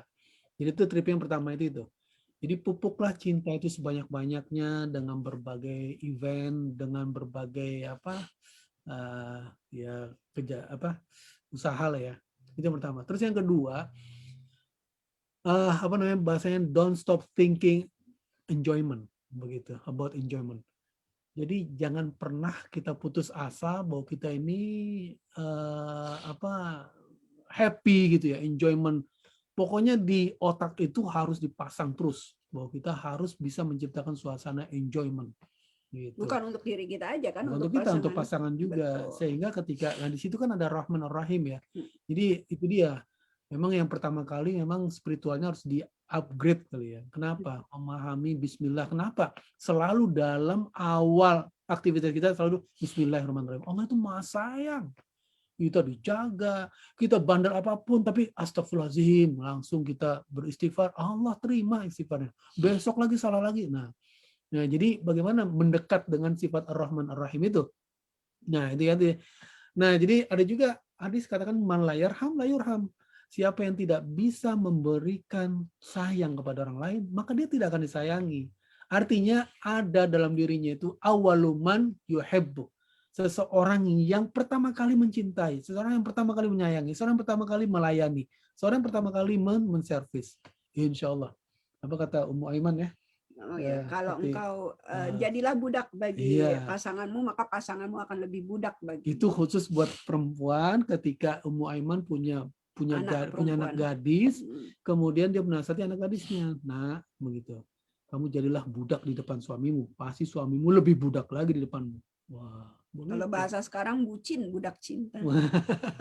Kalau bahasa anak muda sekarang. Iya, suaminya ngerangkak entar mencari cintanya. Karena itu tadi, suami itu kalau udah cintanya luar biasa. Iya. Nah, itu ya, jadi enjoyment itu harus ada di kita. Ini udah kering di rumah tangga, aku ribut mulu. Nah, ini jangan sampai berhenti. Jangan sampai hilang rasa untuk happy-nya atau putus harapan. Jangan sampai itu. Karena Allah Subhanahu wa taala kan la ta'asu min rahmatillah atau mirahillah. Jangan pernah putus asa dari ya ruh sayangnya Allah, rahmat Allah Subhanahu wa taala. Nah, selanjutnya ya resep selanjutnya adalah acceptance. Jadi terima aja apa adanya suami kita begitu, jangan banding-bandingkan orang lain. Kayaknya keluarga itu ya, keluarga suami itu enak, teduh apa sebagainya. Jangan masing-masing tuh punya diversity kali ya. punya ini dan masing-masing kalau kalau dia dinikmati itu insya Allah akan deal. Karena gini, ada seseorang wanita ya, dia bertanya, ada protes tentang suaminya, mungkin suaminya begini. Apa kata Rasulullah? Anti engkau ini adalah penentunya, ya, yang bisa membuatnya neraka dan bisa membuatnya surga, begitu. Artinya apa? Di situ ada adjustment mungkin ya. Jadi kalau si istrinya bisa acceptance gitu, suaminya memang mungkin suaminya begitu, pelan-pelan rubahnya akan menjadi surga dia. Selanjutnya begitu. Tapi kalau dia udah mengatakan ini neraka nih suami saya ini, begini melulu kayak saya nggak bisa nih begini. Udah beneran jadi neraka gitu. Tapi kalau udah dia punya kedepannya nih, saya bisa merubah suami saya dengan cinta. Jadi ada kisah nih, ini sering saya ceramahkan ini. Ada seorang suami, dia menikahi seorang gadis, terus kemudian ya kenyataannya dia bilang, wah kok istri saya begini, nggak sesuai harapan, mungkin dari wajah, dari apa dan sebagainya. Akhirnya baru sebulan dia hidup berumah tangga, akhirnya suaminya ini merasa tidak sesuai dengan harapan dia bilang begini, pokoknya ya bulan depan kamu mau saya ceraikan, begitu. Bulan depan kamu mau saya ceraikan. Nah, terus kata istrinya, nah, Mas, bisa nggak nambah lagi sebulan lagi, begitu. Nah, gitu. Nah, ya udah, begitu. Akhirnya istrinya itu luar biasa. Ya, istrinya lebih lagi melayani, menservis suaminya, mau galak suaminya. Ya karena kan udah adjustment ini perlu gitu. Suaminya itu mungkin karakternya itu hard bargainer banget begitu ya, otoriter apa sebagainya. Tapi istrinya benar-benar melayani, ketika makan ditemani, mungkin dipijitin terus apa. Ini kisahnya, ini kisah-kisah ini ya. Terus kemudian istrinya terus melayani. Nah, disitulah timbul cinta. Gitu. Suaminya sudah mulai jatuh cinta karena istrinya tuh baik banget. Istrinya nggak pernah menolak, nggak pernah membangkang, nggak pernah apa. Ini cara istrinya nih, bagaimana membuat hidupnya ya menjadi surga begitu. Suaminya juga menjadi surganya nanti. Terus begitu ya. Nah akhirnya udah 2 bulan ya. Nah terus katanya, mah saya nggak bisa kayaknya jauh dari kamu begitu. Terus akhirnya hubungan rumah tangganya makin bagus, suaminya gitu, itu lengket tanpa dipelet. Nah, lengket tanpa dipelet, benar banget. Nah, gitu ya. Akhirnya dia punya kuda ya, dia punya kuda. Nah, suatu malam kudanya itu, pokoknya istrinya itu selalu membantu suaminya. Kudanya itu kayak ada mau dicuri orang begitu kan. Akhirnya dia bangun, dia cek, oh kudanya aman. Ya, dia tidur lagi begitu. Nah, karena istrinya tahu kasihan suaminya ini, kudanya ini lagi berisik lagi. Akhirnya istri cepat dia bangun, ya, dicek lagi. Suaminya kan cuma ngeliat doang, istrinya ngecek sampai benar-benar kuda. Nah, kudanya berisik lagi. Dia lihat ada sekelebatan, ditembak, nggak taunya yang mati istrinya. Ketika dilihat istri yang mati, suaminya stresnya minta ampun. Sampai di kuburan dia nangis terus setiap hari menangisi istrinya. Karena sesuatu yang hilang dari hidupnya. Begitu. Sampai berbulan-bulan menangisi di kuburan istrinya. Akhirnya ada yang menyarankan, udah kamu nikah lagi. Nggak cocok, dicerai lagi sama dia. Sampai dia kayak orang gila. Kayak tadinya dia mau mencerai. Saking dia begitu keras. Jadi gitu, artinya ini real banget. Jadi suamimu itu adalah surgamu atau nerakamu begitu. Artinya bisa. Nah ini juga bukan berarti suami harus lain, bukan. Suami juga pengen banget. Kata ibu-ibu di Zoom berarti susah amat ya. Enak banget bapak-bapak. Enak banget. Kalau bawang gampang Bu, pijitin aja deh. Pulang kerja dipijitin terus. Apalagi kalau ibunya pinter mijit, apa namanya message apa? Yang kamu belajar dulu. Memang kita selalu ngisi pelatihan ya, satu minggu pelatihan. Nanti saya sambil bilang sama ibu sama istri saya, nanti kita bikin sesi pelatihan. Kita kan sering ya di Indonesia dulu juga sering pelatihan parenting. Kita bikin sesi pelatihan khusus, kita undang yang ahli mijit, udah isinya mijit aja semuanya. Jadi kalau bisa, wah ibu-ibu itu pandai betul, jago betul. Model pijitan Jepang, Cina, apa semua. Itu yang disukai bawa apa. Ya, jadi walaupun ya, artinya ini salah satu bagaimana Ar-Rahman Ar-Rahim atau man la yarham la yurham. Kalau Anda tidak bisa mulai menyayangi, Anda tidak bisa disayangi. Nah, gitu. Jadi jangan sampai menunggu dia duluan dong sayang, gengsi dong, masa saya duluan, dia duluan, nggak perlu gengsi dalam keluarga, dalam rumah tangga.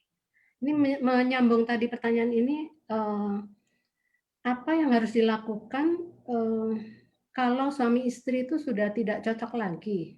Mereka tetap serumah, tetapi sang istri sama sekali sudah tidak mau melayani sang suami. Apakah talak mereka sudah jatuh? Dan apakah mereka tinggal satu atap tanpa kontak sama sekali? Dan suaminya itu nggak mau menceraikan dia. Sementara sang istri sudah minta cerai. Itu bagaimana? Ya apa namanya? Memberikan konseling ini. Silakan. Ya, jadi sebenarnya banyak nih Bu ya yang kayak begini, apalagi di Amerika mungkin ya, karena kalau namanya cerai di Amerika susah ya, susah gitu kan, banyak masalah dan semuanya after divorce-nya itu setelah perceraiannya itu banyak masalah, jadi kayaknya mereka lebih baik, oke, kita nggak bercerai, kita di rumah tapi kayak orang kos, kamar sendiri-sendiri atau demi anak-anak dan lain sebagainya gitu ya. Sebenarnya satu Pak ya, ketika Pak Bu, sebenarnya ketika terjadi mulai gersang-gersang kayak begitu ya, yang harus introspeksi itu dua-duanya. Tapi kalau salah satunya nggak mau introspeksi karena keegoannya, ya kita nggak tahu, bisa jadi yang ego tuh istri, bisa jadi yang ego tuh suami, tergantung ya. Cuman salah satu siapa yang sadar paling dulu. Gitu. Kalau saya selalu menanamkan seperti ini, ya. Kalau ada orang yang konsultasi ke saya selalu ngelihat apakah ini udah parah atau belum. Gitu. Kalau udah parah, kalau penyakit, kalau udah parah, kadang kita perlu amputasi, kadang perlu kemoterapi, kadang perlu, pokoknya hal-hal yang menyakitkan ketika itu sebagai treatmentnya kita, kayak sakit gigi kalau udah ngapain ya mau nggak mau dioperasi, dicabut gitu. Nah seperti itu juga nih, jadi akan ada yang menyakitkan gitu. Nah salah satunya kalau yang ngadunya itu istri, saya sering tantang istrinya seperti ini. Kalau yang ngadunya ke saya istri ya, karena ada juga sih bapak-bapak yang curhat juga ke saya, tapi biasanya nanti setelah itu saya serahkan ke suami saya. Ya, curhat, ibu-ibu curhat, saya bilang ibu mau mempertahankan atau mau selesai. Kalau ibu mau mempertahankan rumah tangga, saya akan kasih resepnya, tapi susah banget. Saya bilang susah sekali. Apa resepnya Bu Dede? Ibu bisa nggak? Ya kayak yang tadi cerita suami saya bilang tadi, menurunkan ego ibu sampai di titik 0, ya, menurunkan ego ibu sampai di titik 0 dan menjadi seperti, maaf dalam tanda kutip, kayak orang pelacur, ya, terhadap laki-laki. Dia bilang susah Bu Dede, emang susah. Makanya saya bilang mau nggak? Kalau mau bisa. Dan alhamdulillah dari 9, saya catat soalnya ya, dari 9 orang yang konsultasi ke saya, ya ada 4 yang benar-benar mau melakukan, dan alhamdulillah rumah tangganya berhasil diselamatkan. Tapi ada yang bilang dia tidak sanggup karena memang suaminya masih tetap galak, suaminya tetap kayak tadi abuse dia, suaminya masih tetap ngebully dia. Tapi dia yang satu nih, yang 4 pasangan tadi, yang 4 ibu-ibu tadi, dia tetap sabar. Dia tetap sabar, komunikasi tetap dia jalan, dia mau diapain dia tetap sabar. Dia ngadunya sama Allah, dia minta kesabaran sama Allah. Kenapa sih orang bisa sabar? Ini resepnya ibu-ibu. Ya, ini resepnya. Yang pertama, setiap manusia itu punya banyak sisi dalam hidupnya. Oke, sisi yang depan mungkin sakit. Sisi yang depan dia sakit, tapi sisi belakang, sisi kanan dan sisi kiri dia nggak sakit. Jadi jangan dipikirin yang sisi depan yang sakit ini, tapi pikirkan yang kanan, belakang dan kiri tadi. Oke. Kalau kita nggak bisa membahagiakan diri kita sendiri, gimana kita bisa memberikan kebahagiaan? Faqidu syai'. Kalau kita nggak punya apa-apa, kita nggak akan bisa memberi. Kalau kita memang nggak bisa bahagia dengan suami kita, dalam tanda kutip, mohon maaf ya, untuk ini, kita bisa bahagia dengan yang lain. Kita bisa bahagia dengan komunitas kita bisa bahagia dengan pengajian kita. Kalau kita udah bahagia di sana, maka kita akan bisa menularkan kebahagiaan itu ke suami. Itu dia.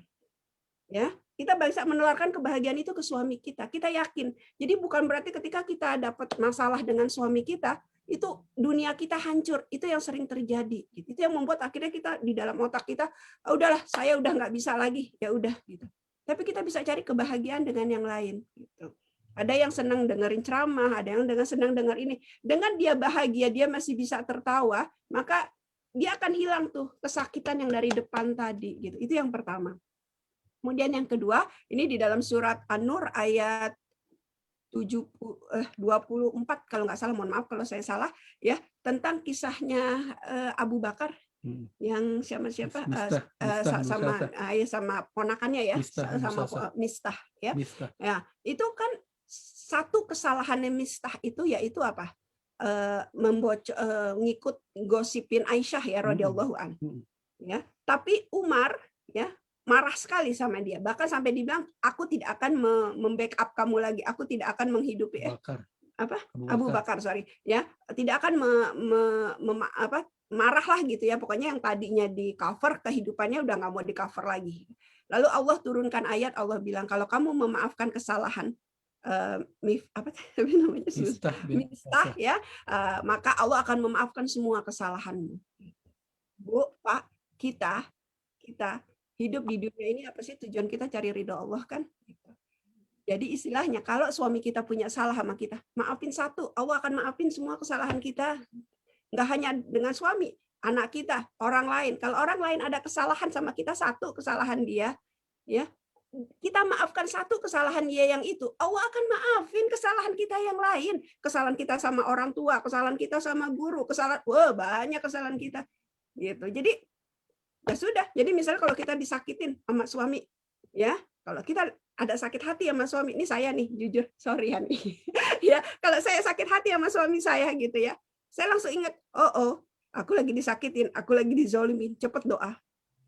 Ya, saya langsung doa, ya Allah doa, adalah yang saya pingin gitu, doa. Asal jangan doanya ya Allah berikan saya suami baru, jangan ya selesai. Kan orang yang zalimi doanya makbul. Saya langsung doa seperti itu. Dan yang kedua maafkan, ya sudah gitu. Karena apa? Kalau saya maafkan kesalahan dia yang satu itu, Allah akan maafkan kesalahan saya yang lain, kesalahan sama teman, sama orang tua, sama nenek, sama banyak kesalahan saya yang lain gitu.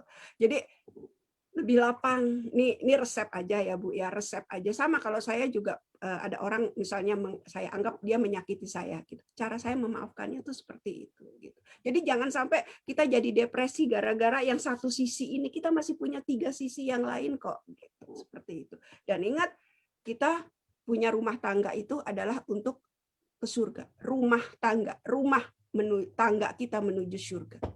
Tangga kita menuju surga, tangga kita menuju ridho ilahi. Kita jadikan rumah tangga kita jadikan pasangan kita adalah jalan kita menuju ridho ilahi. Jadi jangan sampai gara-gara hawa nafsu kita, gara-gara suami kita, gara-gara anak kita, gara-gara lingkungan kita, akhirnya kita malahan drop, dan saking dropnya kita malah menjauh kepada Allah. Betapa banyak ya di Indonesia maupun di sini, karena dia punya masalah dengan suami, yang dia marahnya itu ke Allah. Ada orang yang marah sama suaminya, akhirnya dia murtad. Mohon maaf kalau ada yang tahu, saya mohon untuk tidak disebutkan. Ini di Amerika. Ya, gara-gara dia kesel sama suaminya, dia murtad. Aneh kan? Dia punya masalah sama makhluk, Allah yang kena. Gitu. Ya, dia kesal sama orang tuanya, dia lepas jilbab dia. Loh kok Allah yang kena gitu. Ya, seharusnya ketika kita ada masalah dengan makhluk, kita makin dekat dengan Khalik, dengan Sang Pencipta kita. Jadi ingat, kita masih punya 3 sisi lain gitu. Jangan sampai kita gara-gara satu sisi ini jadi menghancurkan sisi kita yang lain. Wah, saya kalau udah ngomong keluar ini 20.000 kata nih. Masih ada satu Lisa di sana. Yang Japri ada habis. Ada satu yang sesuai dengan hasil kuis tadi. Kalau hasil dari kuisnya suami istri hasilnya sama, apakah itu berarti cocok? Terakhir ya. Enggak juga, enggak harus selalu. Tergantung gimana. Yang penting ini sudah menjadi gambaran sehingga bisa mengantisipasi begitu. Bisa membahagiakan lebih dengan cara kita tahu ternyata pasanganku itu suka sentuhan. Berarti porsinya sentuhan ini harus ditambah lagi. Maksudnya, pasanganku ternyata ini dia suka kata-kata, berarti harus nyari di internet, gombal-gambul yang banyak begitu. Iya. Sudah selesai. Baik kalau begitu, Bapak-bapak dan Ibu sekalian. Ada satu lagi pesan sponsor ini nanti sebelum ditutup Pak Eka ya. Oke. Silakan. Ini kayaknya sudah terakhir nih, sudah lebih. Oke, ini dari panitia Pak Bambang. Ya, Oke. silakan. Bu Dini bisa di ini unmute. Kan Pak Eka bisa diumumin buat drive-thru. Dari ya. Oh, drive-thru. Oke. Oh ya, Bapak-bapak dan Ibu-ibu sekalian, terutama yang tinggal di Houston ya. Mohon perhatiannya, ini ada acara yang baik sekali, yaitu Eid drive-thru, karena kita menghindari kelompok berkelompok dengan banyak orang. Jadi kita mengadakan drive-thru. Insya Allah hari Sabtu tanggal 15 jam 10 sampai jam 12 siang. Goodie bag giveaway for kids. Ya, kalau nggak punya kids ya bapak-bapak juga nggak apa-apa sih. Dari situ aja dikasih juga. Baik. Ya, kalau begitu karena sudah lewat waktu ini, mohon maaf kepada Pak Fahmi dan Bu Dede, kita waktunya terlewatin dari yang sudah disepakatin. Alhamdulillah saya pribadi belajar banyak di dalam sesi ini. Mudah-mudahan bapak-bapak dan ibu-ibu sekalian juga bisa menarik banyak manfaat dari sesi ini, dan kita mengucapkan terima kasih yang sebesar-besarnya kepada Pak Fahmi dan Bu Dede yang telah meluangkan waktunya untuk untuk membuka jalan bagi kita untuk mencoba memperbaiki atau mencoba melanggengkan hubungan suami istri, dan juga barangkali hubungan antara orang tua dengan anak. Insya Allah kita mohon kepada Allah Subhanahu Wa Taala agar beliau berdua diberikan kekuatan, diberikan kesehatan untuk terus melakukan kerja-kerja dakwah. Insya Allah. Baik, untuk penutup saya mohon kepada Pak Fahmi atau Bu Dede untuk memberikan doa. Sahabat-sahabat, insya Allah Subhanahu Wa Taala di mana saja berada, mari sama-sama kita hadirkan hati kita, memohon kepada Allah Subhanahu Wa Taala, berdoa semoga Allah Subhanahu Wa Taala berikan keberkahan hari-hari kita dan menjawab semua harapan kita, insya Allah. Bismillahirrahmanirrahim. Alhamdulillahirrabbilalamin. Hamdan na'imin, hamdan syakirin, hamdan yuafi ni'amahu wa yukafi mazidah. Ya Rabbana lakal hamdu kama yanbaghi li jalali wajhika 'azimi sultanik. Allahumma shalli ala sayyidina Muhammad fil awwalin, Allahumma shalli ala sayyidina Muhammad fil akhirin, Allahumma shalli ala sayyidina Muhammad fil malil a'la ila yaumiddin. Allahumma wali walidina warhamhum kama rabbawna shighara. Wa jami'al muslimin wal muslimat wal mu'minin wal mu'minat الأحياء منهم والأموات إنك مجيب دعوات يا قاضي الحاجات. اللهم الحق حقا وارزقنا اتباعه، وارنا الباطل باطلا وارزقنا اجتنابه. اللهم واهد بنا وجعلنا سببا لمن اهتدى. اللهم اجعل رقابنا وتقوى من النار. اللهم اعتق رقابنا من النار. اللهم اعتق رقابنا من النار. اللهم اعتق رقابنا من النار. اللهم إنا نسألك رضاك الجنة ونعوذ بك من سخطك النار. اللهم ارزقنا ليلة القدر برحمتك يا أرحم الراحمين. Ya Rahmanir-Rahim. Yang Maha Pengasih, kasihilah kami ya Allah, sayangilah kami dalam keluarga ini ya Allah. Jadikanlah keluarga ini adalah keluarga yang sakinah mawaddah warahmah. Jadikanlah kami ya Allah dalam keluarga yang berpasangan ini ya Allah saling memahami, saling mengerti. Kami mohon ya Allah, fokus kami adalah tetap pada ridho-Mu ya Allah. Sehingga bentuk-bentuk kepentingan-kepentingan yang egonya terlalu tinggi ya Allah bisa kami rendahkan ya Allah. Berikanlah kami energi yang kuat, berikanlah kami kekuatan iman, kekuatan energi, kekuatan untuk mencontoh Rasulullah SAW. Ya Rahman, sayangilah kami ya Allah, jagalah keluarga kami, berkahilah keluarga kami dengan interaksi yang baik, kata-kata yang baik, dan menghasilkan generasi yang terbaik ya Allah. Jadikanlah anak-anak kami adalah leader di negerinya, anak yang berjalan lurus dalam Shirathul Mustaqim, anak-anak yang mampu mendoakan orang tuanya, anak-anak yang mampu bersikap dalam kebenaran, bersikap untuk selalu bertaat kepadamu ya Allah, menjauhi laranganmu ya Allah, dan menjadi leader ya Allah di negerinya. Ya Rahmanir-Rahim, bila di antara saudara-saudara kami yang sakit, ya Allah sembuhkanlah dari penyakitnya ya Allah, jauhkanlah kami dari COVID-19 ya Allah. Rahman, orang-orang yang bisa menolong, yang bisa menjadi manfaat terhadap orang lain. Ya Rahman, berikanlah kami kemampuan untuk bisa membangun masjid kami, ya Allah, komunitas kami yang selalu berada dalam ketaatan-Mu. Kami membangun komunitas dalam keadaan komunitas yang berbasis masjid, ya Allah. Jadikanlah masjid kami ini, ya Allah, Masjid Istiqlal adalah masjid yang Engkau berikan kemudahan-kemudahan untuk membangunnya, ya Allah. Makmurkannya, ya Allah. Jadikanlah kami orang-orang yang Engkau catat dalam orang-orang yang selalu memakmurkan masjid, ya Allah. Ya Rahman ya Rahim, wafatkanlah kami dalam kondisi husnul khatimah. Allahumma husnul khatimah. Ya Rahman, terimalah seluruh ibadah kami di bulan Ramadan ini, ya Allah. Puasa kami, tarawih kami, ibadah kami, sujud kami. Allahumma taqabbal minna.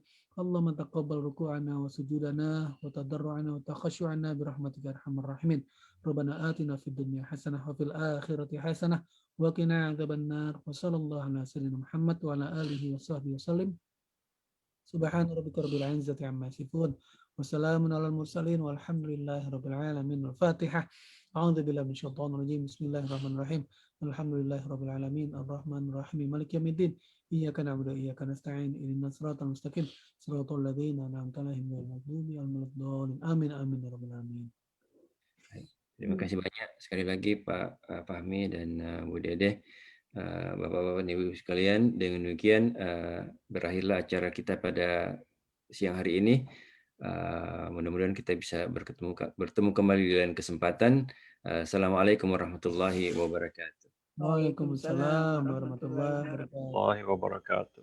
Mbak Lisa semuanya, Ya, Mbak terima Dini. kasih. Terima kasih semuanya, Ustadz, Ustazah. Terima kasih. Assalamualaikum warahmatullahi wabarakatuh. Teman-teman semua. Ya Allah. Air Terima batin. kasih. Maaf lahir batin. Ya, maaf lahir batin. Kami Kami pamit. mau salat ma zuhur. Zuhur ya. Ya, terima Allah. kasih. Jazakumullah khair.